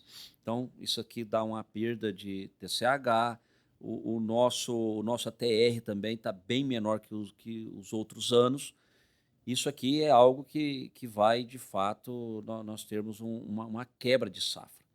Então, eu tenho sempre dito o seguinte, a gente vai ter que praticamente dividir essa safra quase que em 3 partes, ou no mínimo 2 partes. Aquilo que nós estimamos das canas precoce e um pouco de cana média, tipo março até junho, e depois nós vamos ter, provavelmente, não a quebra, como foi nesses primeiros meses, nesse primeiro meia safra, vamos dizer assim. Foi a rebrota que sofreu mais ano passado. Exatamente. Então, eu acredito que a gente vai ter uma estabilidade nas canas médias e tardia, mas não um aumento. Talvez uma estabilidade, não que vá aumentar a produtividade, porque choveu bem em outubro, início de ano. E para nós aqui, na região aqui de Uberaba, nós sofremos em março. Março praticamente teve o veranico, né, do teve um primeiro veranico trimestre. longo para nós. Deu umas chuvas agora em abril, quase um mês, que né, deu uma de recuperada. Então as canas precoces, ela não teve assim tanta chuva para que ela pudesse desenvolver. Então, quando nós olhamos para o cenário atual, Marino, é isso. E aí a gente vê o mercado, né, com o preço de açúcar caindo, não estou entendendo o porquê disso, porque no Brasil nós vamos ter quebra de safra. Isso aqui é óbvio. A gente ouve, né, os colegas dizendo, tem lugar que teve 30% de quebra, teve lugar até de 40% de quebra de TCH, né? Nós aqui também estamos tendo aí no entorno aí de 15% a 20%, mas eu acredito que daqui para frente a gente vai conseguir uma melhor estabilidade, mas as canas precoce sofreram demais. Inclusive cana-plantas, né? E cana-planta, porque a gente também tem notícia de colegas, cana-planta produzindo 90 toneladas de TCH. Exatamente. Que no mínimo aí você tem que buscar 120, né? É um número que tem que ser daí para cima, menos que isso é quase que inaceitável. Por todas as tecnologias que nós já falamos aqui, por todas as ferramentas que temos, nós não podemos nem pensar em nós produzirmos numa cana de primeiro corte menos que 120 de TCH.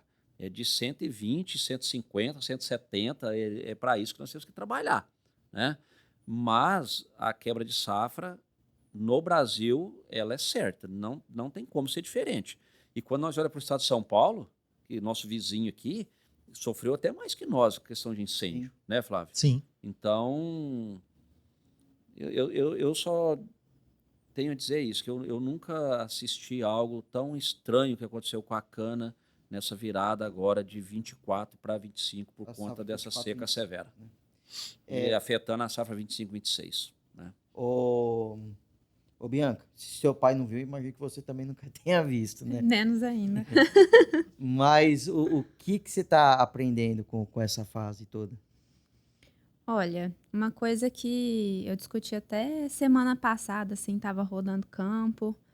O pessoal tá querendo parar de usar o termo atípico pro ano. Porque parece que todo ano vem com alguma coisa atípica. Né? Então, assim, não tem mais o ano atípico. Mas, realmente, quando a gente olha para esse cenário, não só pelo tempo que nós ficamos sem precipitação, mas também pelo dano que nós tivemos com relação aos incêndios, né?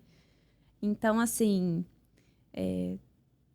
é um ano para aprender, né? Aprender num cenário que, por mais que não esteja atípico, é um cenário adverso, seja pelo lado do mercado, seja pelo lado agronômico. Então, nós temos muitos cenários a analisar, seja conduzir aquela fazenda em que eu sei que ela pegou fogo antes de ser colhida, colhi, conduzir o manejo de uma determinada forma, então eu preciso de continuar acompanhando aquela fazenda nesse cenário. O cenário da fazenda que eu colhi, às vezes eu fiz os tratos, ela pegou fogo, eu tive que ir lá conduzir um manejo de uma outra forma. E às vezes a fazenda que não aconteceu nada de fogo nela, mas só de ter passado por esse período sem precipitação também é uma fazenda que está sofrendo. Então, assim, cada caso virou um caso particular a ser analisado. Então, assim, eu acho que num estudo de caso esse ano, né? É o estudo de talhão, acho que não é nem fazenda, Exatamente, né? um estudo de talhões, porque às vezes não é nem a realidade da fazenda inteira, isso de pegou fogo, não pegou, sofreu com a seca e tudo mais. Então, assim, da minha perspectiva tem sido isso, considerar cada fazenda com a sua particularidade e ter em mente que em cada fazenda foi feito o manejo que nós definimos para aquela situação, naquele momento, estamos colhendo os resultados da soma de todos esses fatores do ano passado e vamos analisar, né, o que nós fizemos e continuar conduzindo dessa maneira, porque não é porque pegou fogo ano passado e não pegou fogo esse ano que agora é conduzir no Acabou. padrão, não tem é mais o que soja, se né, preocupar. é Exatamente. Então, lavourinha de 4 meses. Né? então, mesmo o nosso planejamento de manejo para esse ano, pós-colheita, nós ainda estamos considerando as particularidades de cada uma dessas fazendas, qual que está sendo a necessidade de cada uma delas para a gente conseguir recuperar aquilo que eventualmente nós perdemos por conta dessas intempéries. Acho que nunca o planejamento foi colocado tanto à prova, né, Luiz? É verdade, porque houve foi muito adverso, né?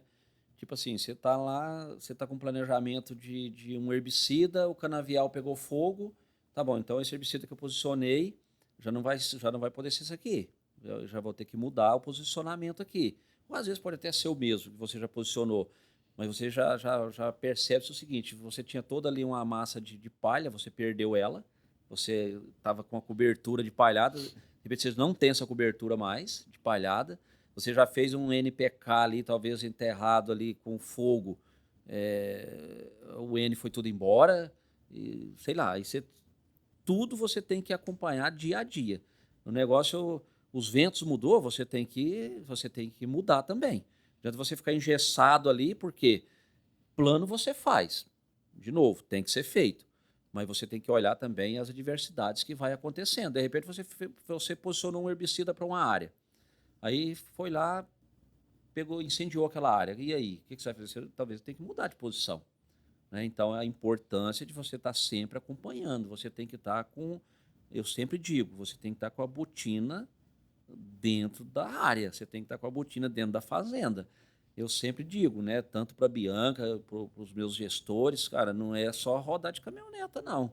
Tem que descer, tem que entrar dentro da área, tem que ver o que está acontecendo, não é? Porque você circula, né, de caminhoneta, você pode fazer tour em canavial, isso não funciona, não. Tem que descer e pôr a botina na terra, entendeu? E flexibilidade no planejamento. É isso aí. E se também fazer, o meu trato da fazenda é esse, pronto, acabou, e não mudar nunca, isso aí. Não.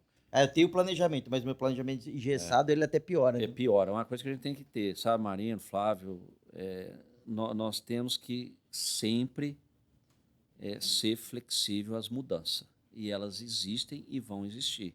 Se você não estiver preparado para as mudanças, você pode ter certeza que você vai ter problema.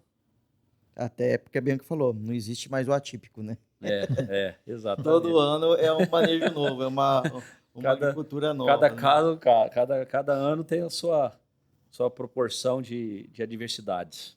Ô Flávio, o cenário aqui da região de Uberaba é esse que o Luiz escreveu? Concordo com eles e é basicamente isso que o Luiz falou. Eu acredito que até as canas aí colhidas entre meio de julho e agosto do ano passado foram as que mais sofreram, né? E que agora vão curtir isso aí nessa questão da queda de produtividade. Depois, logo após agosto, que começaram as chuvas em setembro, alguma coisa que iniciou, essas canas praticamente elas já pagaram o pedágio dela, no meu entender, que ela enfrentou a seca todinha. Então, ela pagou um pedágio na produtividade do finalzinho dela ali. Mas esse ano estamos observando esse sofrimento aí, as canas bisadas que foram colhidas estão com produtividades aquém do esperado, as canas plantas, o Luiz já comentou, a redundância também está na mesma proporção. Mas infelizmente o produtor não pode deixar de fazer a lição de casa, né? Muitos estão questionando, mas e agora? E agora temos que continuar o planejamento, ajustar esses rumos, igual a Bianca falou, foi um ano desafiador, acho que tanto para o produtor, em ter que sair do escritório mesmo e sujar a botina, para os agrônomos também, para todo o complexo aí do agro, né? Para as empresas, porque foi desafiador em todo sentido, você teve cana de tudo quanto é jeito em termos de desafio. Você teve, o que eu falou, você tinha cana aí que foi colhida em abril, estava desenvolvendo bem, chegou em agosto, essa cana pegou fogo. Ela voltou praticamente, aí você vai colher, ela tem que colher, prepará-la para colher em abril de novo, senão você desarruma o seu cronograma de colheita. Então, quer dizer, tem esses desajustes e você tem que lidar com tudo isso aí. Então, foi um ano desafiador, está sendo, porque esse reflexo não é simplesmente, foi o ano passado e acabou, não. Né, vida nova. Ele é desafiador porque você está avaliando a produtividade que você teve face às adversidades do ano passado. Tivemos ainda geada em alguns pontos, né, que não foi citado aqui, tivemos ainda esse prêmio.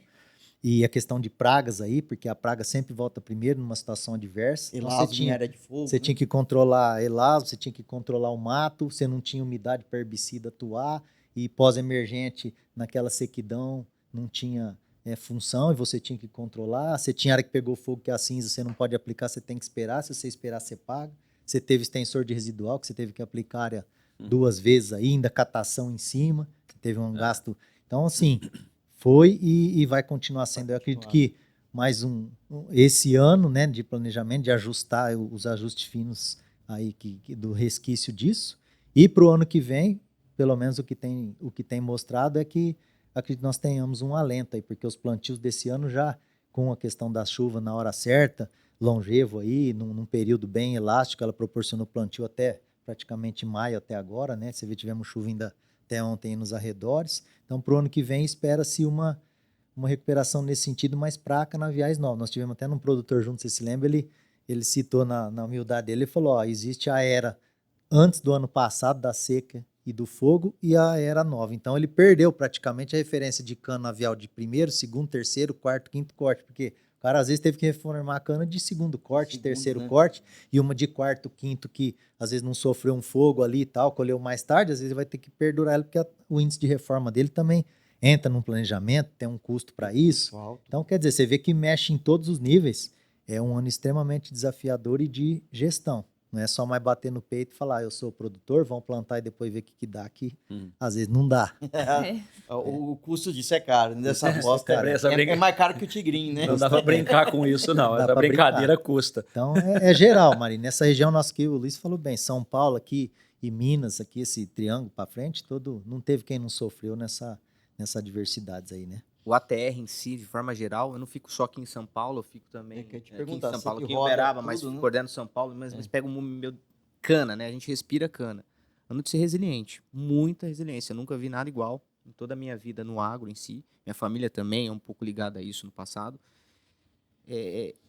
Outra percepção que eu tive na colheita é que os canaviais que a gente está entrando para colher agora, a máquina entra despontando, mas você tem uma variação de crescimento que não gera, na verdade, é o que temos para hoje, né? Mas não gera. Você vai fazer uma pré-análise de ATR, você tem um dado. Para que você entra colhendo para a usina, você tem outro porque está colhendo muita ponta. São canas muito desuniformes que foram colhidas mais cedo, então você tem vários estágios de canavial, de canas dentro do canavial, que isso mitiga um pouco da realidade do que seria o que a gente queria chegar. O Luiz Carlos sempre foram premiados aí historicamente pelo Grupo Delta que eles fornecem, sendo os melhores aí em ATR, TCH, sempre, não só o maior, mas também a maior qualidade de matéria-prima lá dentro. E eu acho que é um ano de se superar no sentido de manejo, de pensar em alguma coisa, mas ao mesmo tempo você fica de mãos atadas. Ô Luiz, o que o Léo falou foi o que a gente conversou naquele dia lá que fui fazer a entrevista no escritório, que é a cana de voo de pica-pau, né? Sim. Se não sabia, ia começar a safra ainda, né? Não sabia se colocava o despontador mais para cima e levava mais impurezas para a usina, ou para baixo e perdia a cana, né? Como que você tá? Que já começou a colher, né? Como Começamos. que tá isso? Nós começamos, na verdade, nós começamos a minha safra mesmo, a Nova Terra, começou em abril. 1º de abril nós começamos a nossa começa cana. já com... Em março a gente começou, mas dando um apoio para a usina, né? Certo. Na qual a gente fornece aqui, a usina Delta. Mas é bem isso que o Leonardo falou. Aí, essa parte de qualidade, a Bianca tem acompanhado e tem cuidado muito bem disso aí. Tanto é que muito dessas premiações que a gente tem tido tem muita mão da Bianca, porque quando ela veio, falou, Bianca, só a questão aqui é qualidade, cuidar de qualidade, tecnologia. Então, ela acompanha muito bem essa questão de colheita, questão de maturação, de inibição de canavial.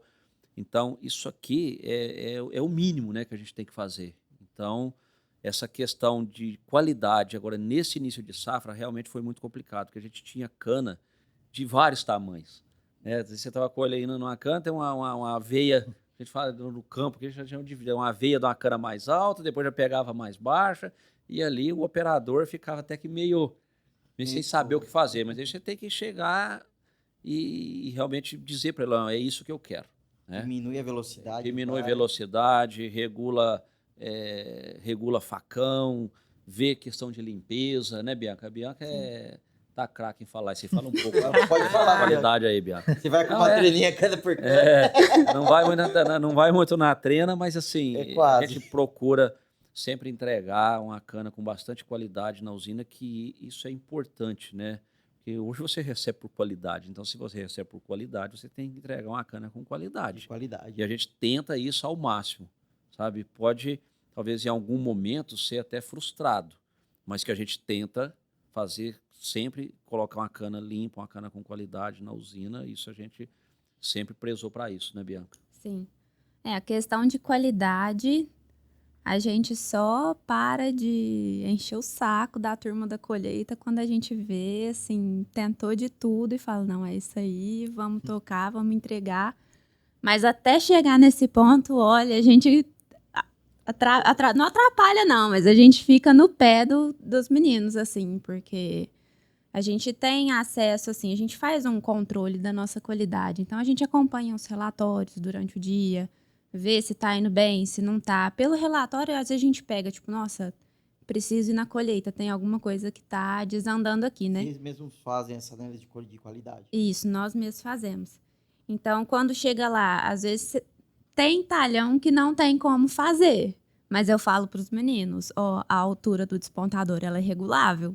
Se ali a cana tá baixa, você abaixa o despontador. Se ali a cana tá alta, você aumenta o despontador.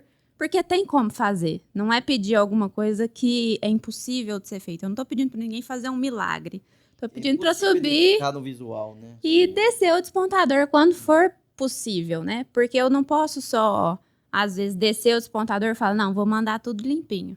Mas metade da minha cana tá ficando na lavoura. E como é que eu faço? Me aperta, vai lá em cima, minha entrega fica péssima e não ganhei de lado nenhum, às vezes, no fim das contas.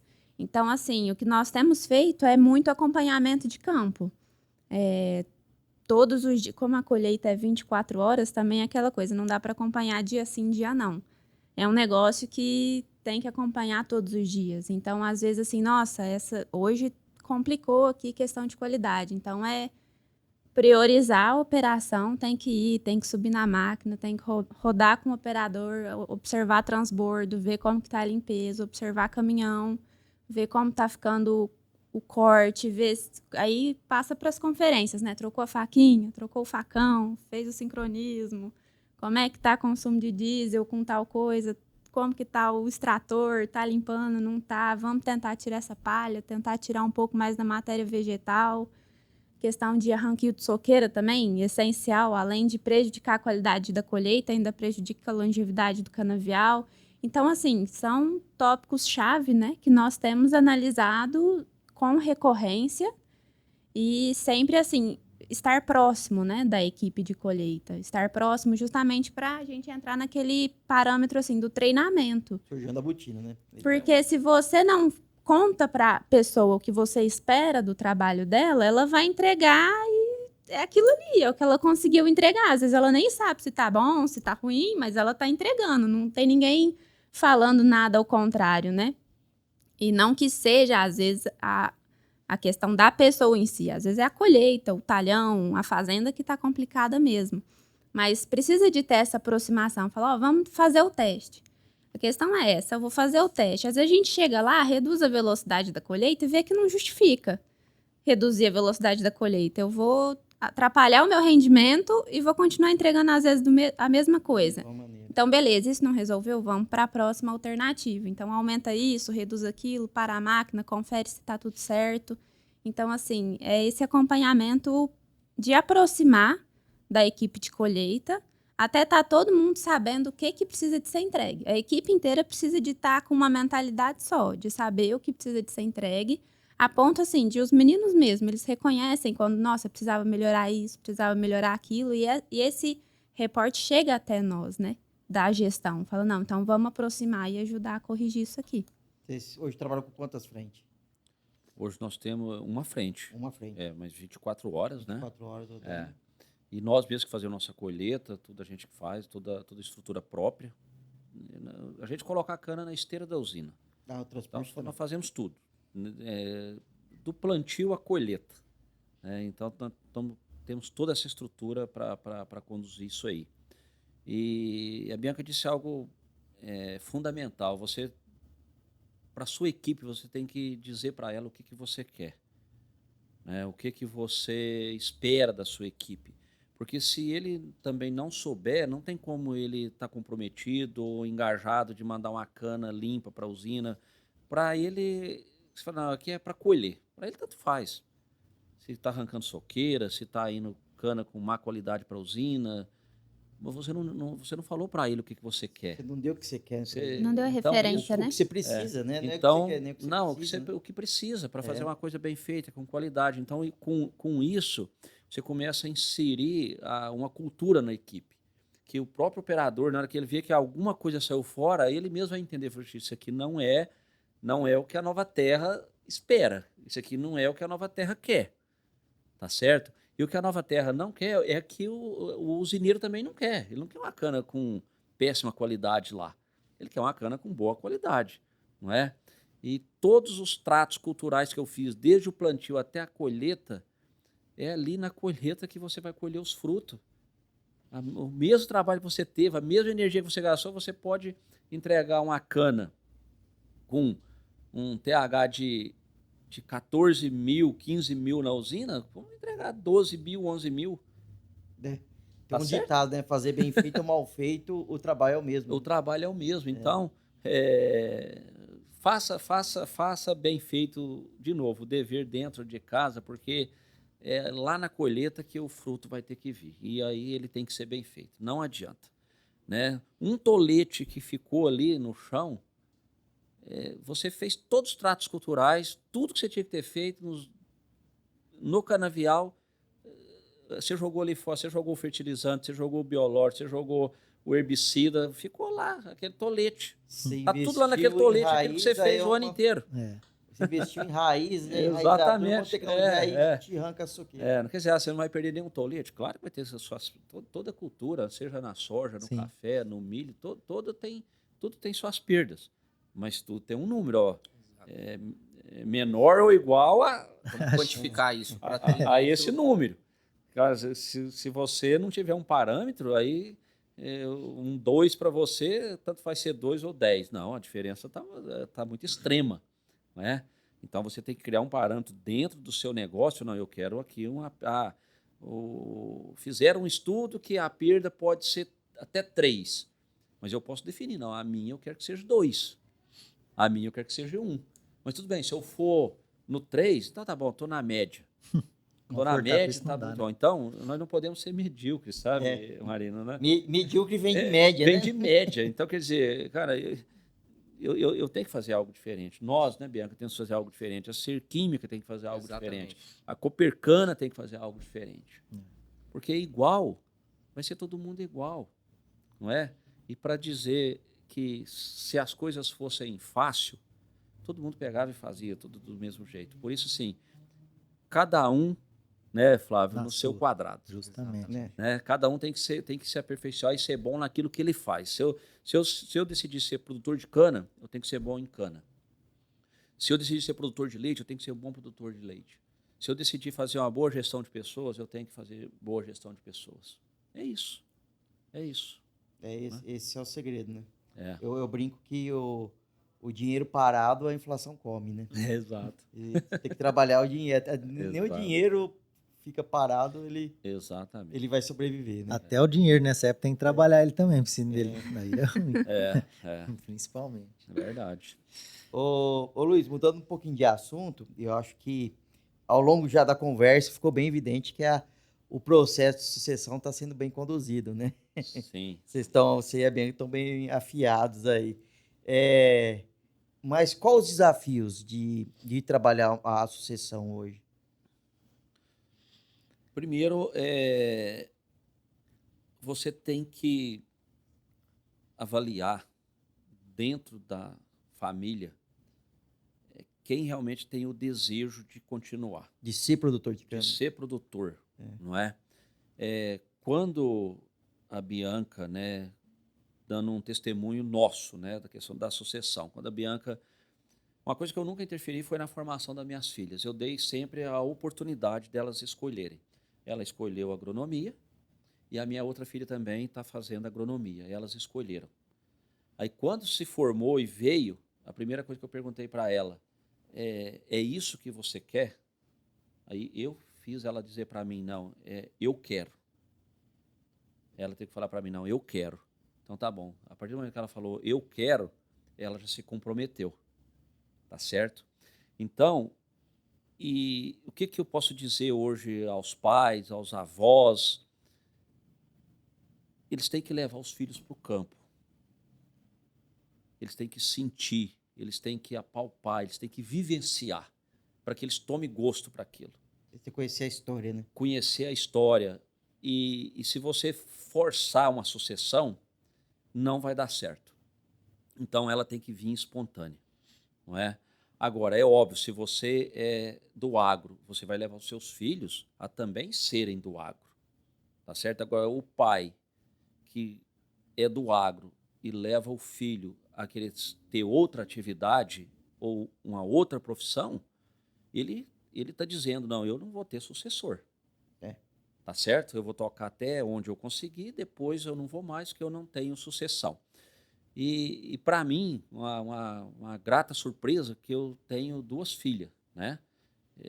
Então, assim, e elas terem pegado esse desejo de continuar, de aceitar a sucessão, né? Para vir para dentro e conduzir. Porque tudo que nós construímos até hoje é para os filhos, não é? Então, nada mais natural eles assumirem o negócio dos pais. Agora, tem filho que não gosta do agro, Sim. tá certo? Filho Mas quer ser médico, por quer ser exemplo. médico, quer ser um advogado, sem problema nenhum. Advogado até consegue tocar, né? Exatamente, sem problema nenhum. Mas, assim, o que eu oriento, né, o que eu posso dizer assim aos pais, levem seus filhos para o campo, para ele sentir que se realmente aquilo ali também ele quer. Porque se você força também e depois não é, aí é frustrante, sabe? E assim, a Bianca já entrou fazendo bem a sucessão, a minha outra filha também fazendo agronomia, ela já despertou o desejo também de continuar fazendo a sucessão, até junto com a Bianca. E isso é importante, porque imagina se o agro não tem sucessão. Agora vamos pensar no agro de um todo. Se não tem sucessão, como vai ser? Como Tudo que arrendado. vai conduzir, não é? Então, assim, eu acho que é quase que uma obrigação dos pais chegar nos filhos, ter uma boa conversa e dizer, olha, o nosso negócio é esse, o meu DNA é o agro. Eu vou te levar a você dar continuidade. E ali, nesse tempo, dá para você perceber se o filho tem ou não tem aptidão. Aí, se não tem, tudo bem, mas você tem Fez a sua parte. Você tem que fazer a sua parte. Não dá para você não fazer a sua parte e depois reclamar cobrar. que você não tem sucessão. Ou você não conseguiu fazer um sucessor. não é? Até porque eu conheço casos de cooperados nossos que foi para medicina ou montaram suas empresas e pela raiz familiar continua tocando a área, colocou lá um gestor de confiança, montou uma estrutura de confiança, o cara tem outra profissão, mas a operação agrícola se mantém viva na família, né? Sim, Então, é uma questão que você falou, né? Passar os valores, né? exatamente. Daquele, eu, Porque não quer dizer que a pessoa vai ser sucessor, que ele tem que estar lá dentro da área. Ele minimamente ele tem o conhecimento do que é uma agricultura, né? Seja ela qual for. Se ele tem, ele pode pôr um gestor, né? Ele vai lá um dia na semana, 2 dias na semana, ou vai num final de semana, mas ele sabe que o negócio dele está rodando, mas ele também tem que ter o conhecimento. sim. Porque muitas das vezes, né, algum gestor traz uma operação, alguma dúvida, ou que traz para mim, e talvez eu que vou ter que dar a solução para ele. Não, melhor é o dono tá lá, né? Exatamente. Então, tipo assim, você também tem que conhecer do negócio. Então, hoje, quando você faz a sucessão, né, a Bianca está ali já fazendo a sucessão da Agropecuária Nova Terra. Ela está tendo a oportunidade, né, de eu ainda estar firme aqui no negócio e vou transmitindo para ela todo aquele conhecimento que eu adquiri de todos esses anos. Então já facilita um pouco a vida dela também, não é? Agora, de novo, os pais sempre têm que levar os filhos para o campo. Se for para a pecuária, leva para a pecuária. A Bianca, quando novinha, eu levava ela, a gente tinha, eu sempre reservava os sábados para cuidar da parte da pecuária. Não que eu não cuidava nos outros dias, mas tipo, quando tinha consultoria, alguma coisa, eu delegava tudo, eu fazia tudo aos sábados. Então tinha sábado, a gente entrava no escritório da fazenda, saía de lá, entrava de manhã, saía 8, 9 horas da noite, fazendo todo o planejamento pecuário. E a Bianca, criancinha, eu já levava ela lá, e ela... Tinha dia que ela não aguentava, nós estávamos lá fazendo planejamento e ela deitava lá no chão do escritório, lá no piso e dormia. Entendeu? Mas estava lá. Já ia Tava lá. absorvendo, né? Tava Só absorvendo. absorvendo. igual a Tem uma rainha, né? faculdade ensina, né? Então, Uma quando faculdade. ela foi fazer agronomia, ela já não tinha dúvida, não, é isso que eu quero. Tanto é que está aí. Hoje ela está lá fazendo a sucessão, estou passando para ela, passando o bastão e ali, no final, é ela mesma que vai conduzir junto com a minha outra filha. A minha esposa cuida de toda a parte financeira e contábil. Então, assim, estamos bem estruturado em família. A família respira isso. né? Exatamente. A nossa família respira o agro, o DNA está no nosso DNA. E assim como está no DNA do Brasil, né? Claro. Hoje o Brasil respira agro, é o que sustenta esse país imenso, gigante que nós temos. É o agro. Fale quem falar, mas Não tem como. o DNA, qual é o DNA do nosso país? É o agro. É produção de É isso aí. comida, de É isso aí. combustível, de fibra. É isso aí. Não tem. Tudo tá ligado. Ó. E um país maravilhoso esse nosso. É isso. Né? Com certeza. Esse país nosso é bom demais. Ô, Bianca, e qual que é o desafio para você nessa sessão aí? Tá vindo uma irmã também, aí você vai ter que transmitir, vai ter que receber o conhecimento e transmiti-lo, né? A parte boa é que ela tá vindo também, né? Dividir a bronca, né, Pra Vitor? dividir a bronca um pouquinho. Assim, eu vou passar minha visão de filha, então, né? Eu consigo perceber justamente isso que meu pai comentou, essa aproximação. Ele sempre nos aproximou daquilo que foi vivido na fazenda, né? Eu vivenciei a pecuária muito antes de vivenciar a agronomia até. Acho que até por ser criança, né? Às vezes um pouco mais interativo, ia pra fazenda, ia pro Eu curral. pegava a vaquinha e dava o nome para ela, né? Dava mesmo, viu? Então, assim, sempre houve essa aproximação, desde criança. Tanto é que quando eu fui decidir assim, que curso eu vou fazer para a faculdade, eu já sabia que eu queria ir para a faculdade, fazer alguma coisa, e o ápice, assim, para mim, ia ser quando eu voltasse para casa para trabalhar junto com meu pai, né? Não tinha nada definido assim, eu vou terminar a faculdade e vou voltar direto, vou terminar a faculdade, vou viver um pouco fora, né, em alguma empresa, e depois eu vou para dentro de casa. Não tinha nada disso definido, mas eu sabia que, em última instância, a minha vontade era voltar para dentro de casa e continuar e trabalhar com os meus pais. O desafio é, assim, a gente não sabe o que é que espera a gente, de fato, assim, porque a gente passa pelo curso da faculdade, a gente pode ouvir os relatos de outras pessoas, mas na hora que você chega ali para carregar o piano, junto com as pessoas que estão trabalhando ali, é uma outra realidade. Você sabe de muita coisa, você sabe o porquê de muita coisa. Você vem com conhecimento técnico embarcado ali do seu curso na faculdade. Mas na hora que você vai colocar isso em prática, é quando você vê assim, nossa, eu achei que eu estava no 80%, você descobre que estava no 10%, sabe?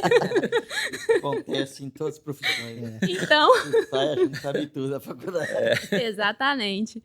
Então, assim, é uma questão... Principalmente, eu posso falar mais dessa fase, né? Não tem tanto tempo assim que eu me formei também. Então, essa fase é de conseguir entender e ir atacando de forma estratégica aquilo que você precisa de aprender para dar velocidade naquilo que você precisa aprender. Eu não tenho o tempo que meu pai teve para aprender tudo que ele aprendeu até agora. Então, é exatamente essa estratégia. É grudar aqui do lado dele e pegar o máximo de conhecimento para ir cortando o caminho, né, de algumas coisas. Não existe uma forma melhor, pelo menos eu não encontrei uma forma melhor de fazer isso. Não existe uma forma melhor de você se inteirar do que é o negócio da família, de você se inteirar do que é que está acontecendo no campo, a não ser se envolver. Você tem que se envolver com a colheita, você tem que se envolver com o plantio. Não é só ficar no escritório, tô vendo relatório aqui, tô vendo se tá tudo certo, se não tá. Tô acompanhando aqui o GPS da máquina lá em tempo real. Pra mim, não, eu acho que isso não é se envolver da forma como poderia. Eu acho que a gente aprende muito mais rápido e com mais propriedade quando a gente vai lá ver o que está acontecendo, se envolve para aprender de fato como é que as coisas são. E aí, a partir daí, a gente começar a desenvolver um olhar crítico do que está certo, do que não está. Às vezes a gente está chegando agora, a gente olha e fala, nossa, mas será que não tem jeito de melhorar isso aqui? Aí tem aquilo, né? Nossa, mas a gente sempre fez assim, não vamos mudar, não. Não da parte dele, não da parte dele. Mas, às vezes, quer mudar alguma coisa ali, sempre foi desse jeito. Então, não, mas vamos tentar. Se não der certo, a gente volta, né? Para o que sempre foi. Então, assim, eu acho que o desafio é mais nessa linha de conseguir se organizar a ponto de conseguir alavancar aquilo que você precisa aprender, a ponto de você conseguir ir tomando as decisões de uma maneira mais rápida, de começar a se envolver ali de uma maneira mais rápida também, entender o que precisa, quando precisa. E tem coisas que daí só o tempo, né? Não tem como acelerar coisas que daí só E é vem bom que com o seja tempo. só o tempo. Né? É difícil de entender. Quando você tá vivendo ali, é difícil de você aceitar que você precisa de esperar o tempo passar para aquilo amadurecer. Mas é necessário. No fim das contas, não tem muito como Lá fazer. na frente você vê que foi bom, né? Sim. E acho que o que ajuda muito, só um minuto, Luiz, é o fato do você ter um pai aberto à inovação, né? Sim, muito. Que prejudica muitas vezes as sucessões é o pai fechado, né, ao processo de inovação e entra um filho querendo inovar. E aí eles começam a ter conflitos, né? Exatamente, Marina. Eu ia entrar falando exatamente isso. Uma coisa que eu aconselho também, né, para quem quer fazer uma sucessão, deixa em alguns momentos até errar. Você tem que estar preparado. Dentro do seu planejamento, tem que ter uma margem até de erro do seu sucessor. Por quê? Porque se você não deixar ele errar em algum momento, também ele não vai aprender, porque os erros, muitas das vezes, é um aprendizado. Então, assim, a partir do momento que eu decidi que as minhas filhas serão as minhas sucessoras, não adianta eu ficar segurando. Eu tenho que deixá-las trabalhar. Eu tenho que ser aberto para aquilo que elas queiram trazer de inovação, daquilo que pode melhorar. E eu sempre digo, olha, eu trabalho com a pecuária. a geração futura dos meus animais tem que ser melhor do que essa que eu tenho hoje. Sim. Por isso chama genética, evolução genética, não é? Então, o que eu digo, os filhos têm que ser melhor que os pais. A Bianca, a Ana Carla, que é minha outra filha, elas têm que ser melhor que eu. Porque se não for, tem alguma coisa errada. Porque na minha geração, olha, imagina,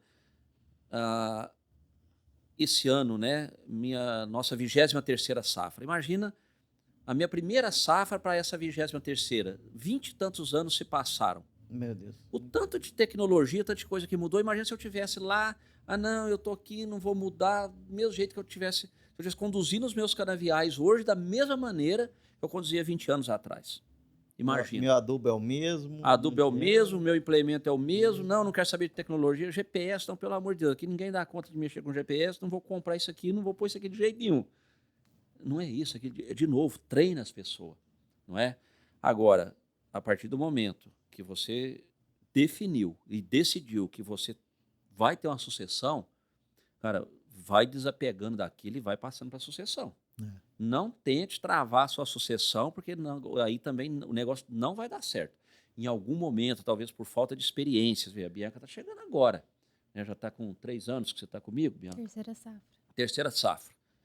Óbvio que ela tem muito o que aprender, então tem certas coisas que às vezes se ela trazer para mim, eu vou dizer para ela o porquê não e explicar para ela o porquê do não. O que pode acontecer se a gente fazer isso aqui agora ou não, vamos esperar mais 1 ano, vamos esperar mais 2 anos, mas mesmo que eu veja, cara, esse negócio aqui tem sentido, vou deixar ela fazer. Deixa ela tocar, deixa ela fazer, vamos ver o que vai acontecer. Ou vai adaptando. Ou vai adaptando. Agora, se você definiu-se que tem uma sucessão e você não abrir para que a sucessão toque Não e vai. fica travando ou fica repreendendo, aí você não vai ter sucesso a sucessão. Você tem que soltar. Quando ele tem que soltar o bichinho. Ó, se vira aí, não é? Ô, Vai Flávio, errar, você vai. vê por aí o caso do Luiz aqui com a Bianca e depois com a Ana Carla. É um exemplo? Vixe, é um exemplo. Acho que trabalhar em família hoje, ter essa Você é um caso oportunidade, também, né? Tua A gente família, vem né? disso aí. Então já passamos por isso aí. Meu pai, nas devidas proporções, é igual o Luiz, também delegou pra gente. Deixou, sabia quando podia errar, onde podia errar. Eu brinco que Sempre ele inovou, né? sempre só via as coisas certas, ninguém falava nada, mas via as coisas erradas, né? E tinha os puxões de orelha. Com isso você vai aprendendo, dentro daquela margem de erro possível de se errar, e é o jeito da gente crescer, né? Então, eu cresci assim, dentro da família, desse legado. Eu vejo que o exemplo dele, você vai no escritório, é a esposa do Luiz que está na chincha, é a cunhada que está na outra sala, é o genro na outra, é as meninas já vindo aí no... Então, isso é importante, dá segurança. Você vê a segurança que ela tem, a Bianca deu para perceber, tá trocando o pneu do carro andando, né? Que nem diz o outro. Mas ela tem que se virar, mas imagina a segurança que ela tem com o Luiz, com experiência dessa, nem poder dar esse respaldo. Então ela sempre tem alguém a recorrer e isso vai dar essa força para ela continuar e, logicamente, vai ficar melhor que o pai, né? Vem nessa pegada. Com Então, 3 safras só, o nível de confiança, né, que a Bianca tem é... E hoje é um exemplo, eu falo assim, verdade. é uma dificuldade das sucessões Pegou hoje. um ciclo de cana inteiro ainda? Não, inteiro, exatamente. Tem uma safra. Não deu Então eu vejo a dificuldade das sucessões hoje, mas nas famílias, justamente isso. A gente não sabe, do mesmo jeito que o Luiz falou aí, eu nunca tive uma pressão do meu pai para ser agrônomo, para ir para a fazenda, mas sempre eu estava agarrado na cinta dele. E a gente tenta fazer isso com os meninos, e cada dia a gente vê que está mais difícil a distância, pelas outras oportunidades que tem aí, é um celular, é um shopping, é um brinquedo, a coisa muda um pouco, né? Eles não têm essa pegada, nós não tínhamos essas outras oportunidades, então você não pode exigir, igual eles falou, você tem que fazer a sua parte, levá-los, oportunizar, se eles quiserem, que bom que será para a família, para o agro, para o Brasil, né? Porque a essência nossa realmente é agrícola. Então eu vejo um exemplo e que tenha que o máximo fazer a força para que isso seja perpetuado da melhor forma possível. É isso aí. Exatamente. Ô Luiz, agora, além de cana, grãos e leite, você tem também um outro braço de negócio aí, né? Que é a Mix Semente Cobertura, né? Conta um pouquinho essa história pra gente. Hoje a Nova Terra tem esse braço, né, de negócio que é que como investimento, né, como investidor, uma empresa de sementes de planta de cobertura. E que a gente vê também que o agro vai depender muito disso aí. Isso não é uma coisa nova, é uma coisa já que sabe-se que tem que se fazer palhada, descompactação de solo, captação de nitrogênio, questão de carbono. Onde vai conseguir isso? Tudo com plantas de cobertura. Então, nós temos mais esse braço, temos essa empresa de plantas de cobertura, que é a G-Croppers, que veio realmente mudar essa sistemática de questão, tipo assim, no passado, não, vamos, planta de cobertura, tipo assim, vamos semear um mato aí, vamos semear alguma coisa aí, e não é bem assim mais. Então, hoje, já chega planta de cobertura, você vê, nós temos sementes hoje já com tratamento biológico, que já vai ajudar no solo, com nematóide, com esfenófilo, com um monte de coisa embarcada. Então, isso aqui também é um outro desafio. Agora, no dia 20 do mês que vem, essa empresa faz 5 anos. Hoje ela já é em plantas de cobertura, ela é a maior do Brasil, sabe? E nós temos uma indústria realmente diferenciada que faz uma semente com qualidade, sem mistura, sem daninhas.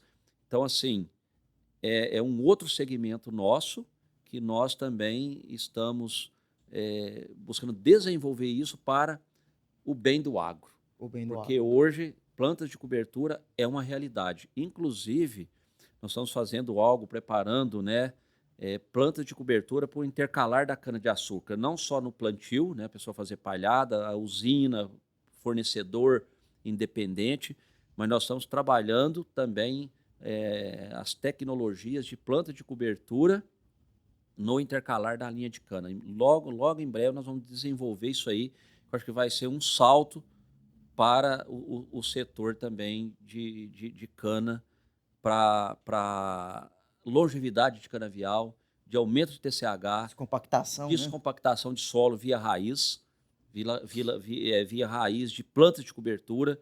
Então, assim, a gente está fazendo um trabalho aí muito interessante que vai ajudar muito no setor suco energético. Essa questão de você cuidar bem da matéria-prima. Inovação né? na veia, né? Inovação na veia. Então, isso aqui é algo que a gente está trabalhando. E planta de cobertura, falar isso hoje, quem não está fazendo está perdendo. Essa é a verdade. Você não sabe o quanto que isso agrega. Tem pessoas no país, Marino, que deixam de fazer o safrinha para colocar planta de cobertura, para cuidar do solo, para depois vir uma soja produzindo de 5 a 10 sacas a mais de soja, só porque ele fez ali uma boa proteção de solo, uma boa cobertura de solo, uma boa palhada e uma boa descompactação no solo via planta de cobertura. Então, isso aqui é algo que veio também para ficar.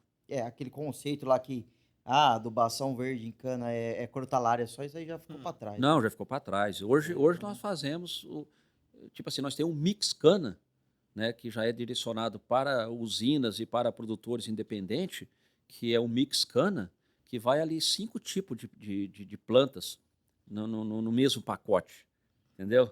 Então vai ali, a gente vende um combo, nós não vende uma cultivar solteira, a gente vende um combo, vende um mix ali para a usina e para o produtor, que cada planta daquela vai atuar de uma maneira diferente ali no solo. Não vai criar um banco de semente, né? Vai privilegiar esse solo. Exatamente, privilegiar o solo, você falou bem. Eu tive o privilégio de conhecer a estrutura da G-Croppers, não é porque o Luiz é nosso parceiro, mas o know-how que ele tem em cana, o know-how que ele tem no leite, isso é transmitido também na área de semente. Eu tive o prazer de conhecer, visitei a estrutura aqui em Uberaba e é fantástico o nível de qualidade, o nível de entrega, o nível de... supera as expectativas. Quando você imagina a G-Croppers, a gente fala aí, mas quando você vai lá, impacta muito você vê aquilo que eles estão preparando aí para um futuro. Eu acho que se for para eu recomendar para alguém, não estou fazendo propaganda para o Luiz não, mas eu recomendo a G-Croppers. Vale a pena. Para quem não conhece. Para os cooperados que não conhecem, para os cooperados que não conhecem, aí a gente vê você protege lá, mas supera de longe, pessoal. Mas os cooperados podem procurar ali a unidade de grãos, falar com os agrônomos da Copercana, porque a G-Croppers A Copercana já está vendendo produtos e pode procurar lá porque é uma qualidade e é levada, é o manejo de cobertura dentro de uma sistemática da realidade do produtor, né? Perfeito. E para nós vai ser uma satisfação imensa, né, ter a Copercana como nossa parceira. Isso aqui é algo fundamental para nós, até por tudo que a Copercana é, né? Falar que a Copercana é chover no molhado, a gente confia, acredita e sabe que até então muito bem conduzida, é uma cooperativa que nos enche de orgulho, não só aqui para a nossa região, mas para o país, né? Então, a questão de plantas de cobertura, Marino, nada mais é levar soluções para o produtor. Não está levando uma semente, né? Está Não, levando solução. Né? Solução ao produtor, é isso. Tá certo, então. Gente, acho que aí poderia conversar aí mais 4, 5, 6 horas, né? Mas o pessoal tem compromisso aí. Eu queria pedir para vocês darem a consideração final de vocês, né? E vamos começar pelo Luiz, né? Pode começar, Luiz. Então vamos lá. Bom, se passou-se praticamente mais de 2 horas, parece que o negócio foi muito rápido, porque o papo foi muito bom e uma conversa construtiva, objetiva e uma honra para nós, de novo, viu, Marino? Você trazer toda essa estrutura aqui para Uberaba, para nós estarmos aqui juntos fazendo esse podcast aqui. Agradecer aqui a estrutura da Copercana que nos recebeu aqui e dizer para você que, para mim, foi uma satisfação imensa ser aqui entrevistado por você, fazer esse bate-papo aqui e que esse podcast sirva realmente para que mais pessoas realmente possam ouvir e servir, né, para as pessoas esse podcast que nós fizemos aqui hoje. Não que queremos ser os melhores ou porque somos isso ou somos aquilo. Não, de maneira nenhuma. Nós só passamos aqui a experiência que nós temos, a vivência que nós temos em todos esses anos no agro e principalmente no setor de cana-de-açúcar, que eu gosto muito também, sabe? Eu me identifiquei muito com a produção, querer produzir cana. Você tem uma ideia, Marinho, tem alguns canaviais que eu passo, que se a cana estiver bonita demais, eu costumo descer da caminhonete e dar um beijo na cana. Eu tenho até foto verdade. disso aí. Então, assim, porque é algo fantástico. Assim como essa também, conexão. quando eu tenho uma vaca muito boa lá, de muita produção, uma genética muito boa, eu também pego essa vaca Merece. e dou uns beijos nela também. Merece. Né? Então, assim, a gente tem que tratar tudo com muito carinho, não é? Eu Tudo sou com muito produtor, carinho. quando eu vejo o canavial certo? bom e em algum cooperado, não beijo a cana, né? Mas fico feliz também. E, de novo, é uma honra para nós estar aqui com você e estar com a Copercana. A Copercana, assim, desde lá atrás, 16 anos, quando a gente encarou o desafio, apoiado pela diretoria, de fundar a revista Canavieiros, naquela época não tinha comunicação digital, nada, sempre foi, a diretoria já enxergava ali a comunicação como uma das funções da cooperativa, que é a disseminação do conhecimento, a disseminação da tecnologia, né? Perfeito. Então, hoje a gente, assim, adequando para as novidades, né? Eu vim de revista e ano passado encarei esse desafio aqui de podcast, também é uma coisa nova para mim, mas não é esforço nenhum para a cooperativa. A diretoria enxerga assim, minha gerência enxerga assim, tenho certeza que o Flávio enxerga assim. É uma obrigação da cooperativa vir até aqui, ouvir a experiência de vocês, para a gente disseminar isso e, quem sabe, ajudar a evoluir com a nossa canavicultura. Né? Ótimo. Bianca? Certo. Bom, mais uma vez, muito obrigada pela oportunidade, pelo convite na sua pessoa, Marino, em nome também da Copercana, da Ser Química. Foi um prazer estar aqui hoje com vocês, conversando, batendo papo, trocando figurinhas e informações. Também espero que o conteúdo seja útil, né? Que agregue valor na vida das pessoas que estão despendendo tempo para nos ouvir aqui. E é um prazer estar aqui com vocês. Obrigado. E quando a mais nova também entrar para a área, a gente vai fazer outro podcast. Com certeza. certeza. Vocês três. Legal. Vamos Aí lá. fica completo. Flávio? Não, agradecer também a todos, né? Marino, muito bem conduzido aí, parabéns. Obrigado por ter vindo aqui a Uberaba. O tempo do Luiz, da Bianca, a gente sabe que é escasso. O que foi colocado aqui hoje praticamente uma grande aula, aí, mais que um semestre aí de uma universidade, né? Você vê os anos de experiência, todos os assuntos que foram postos aqui na mesa, muito engrandecedores aí, experiência de vida, experiência técnica, como um todo. Agradecer a oportunidade da Gecopers vir fazer parte uma parceria conosco na Copercana, que nós possamos estender isso, como falou, estamos levando um conceito, né, uma inovação, isso é o objetivo da cooperativa, e não simplesmente vender uma semente. Então, que seja feliz nas pesquisas lá, Luiz, que dê tudo certo, que isso vai ser muito importante para o setor. E agradecer ao Léo também, de estar sempre conosco, sempre parceiro aqui, foi show de bola. É isso aí, Flávio, é uma parceria e vamos continuar rodando as roças aqui da região, É isso aí. mostrando todo o potencial aqui de Uberaba, né, que tem uma canavicultura bem pujante, né? É isso aí. Léo? A gente se sente honrado, em nome de toda a Serquímica, estar aqui. Uma história de inspiração, que é essa aqui. Nos inspiram todo dia, nos deixa até mais feliz, assim, eu penso em transmitir o que a gente ouviu muito aqui, até para minha filha, às vezes, aqui, que também chegou no pagode aí. É muito bonito de ver a história de vocês. Parabéns por tudo que vocês estão construindo. Onde vocês vão chegar longe aí, se Deus quiser. Sempre tá melhor do que ontem, né? A gente não compete com o outro, a gente compete com nós mesmos e tá melhor do que antes. E eu acho que vocês fazem muito bem isso daí, né? Agradecer a Copercana, Revista Canavieiros, aí não tem nem como falar. Acho que é um dos podcasts mais legais que a gente fez até hoje aí com o pessoal aí. E é isso, a gente espera que essa parceria continue, não vai faltar esforço nosso, do Grupo Serquímica, para sempre estar atendendo vocês de forma honesta, franca e com o melhor custo-benefício possível, e isso tomara que isso aconteça por muitos e muitos anos. Aí. Essa parceria com a Copercana também se consolide cada vez mais aí. Acho que o Grupo Serquímica é uma das empresas que mais atua com a Copercana e em parceria. É o nosso maior parceiro comercial hoje no agro, e a gente pretende elevar cada vez mais essa parceria. O que eu vejo da Serquímica é não só a parceria nossa que a gente está costurando com a comunicação, né? Vindo junto dessa disseminação do conhecimento, mas no nível técnico de quem está adotando hoje as soluções da Serquímica, né? Pega um produtor como o Luiz, tem o pessoal lá de Morro Agudo também, é um pessoal do nível técnico bastante qualificado, né? E isso engrandece mais, eu acho que mostra a seriedade do nosso departamento de insumos em sempre procurar parceiros sérios, né, de qualidade, e também a pujança de uma empresa aí, nacional, de Sertãozinho, que nasceu ali em Sertãozinho, em ver ela crescendo cada vez mais. Né? Isso é muito legal. Exatamente. Beleza, gente? Vamos encerrando agora. Pessoal, continue com a gente no canal da Copercana no YouTube. Lá tem bastante conteúdo pré-feira, né? Vão na nossa feira. Todo esse conhecimento vai estar lá nas conversas, nos estandes, com os nossos expositores, com todo o ambiente Copercana, né? Todos os negócios Copercana reunidos lá.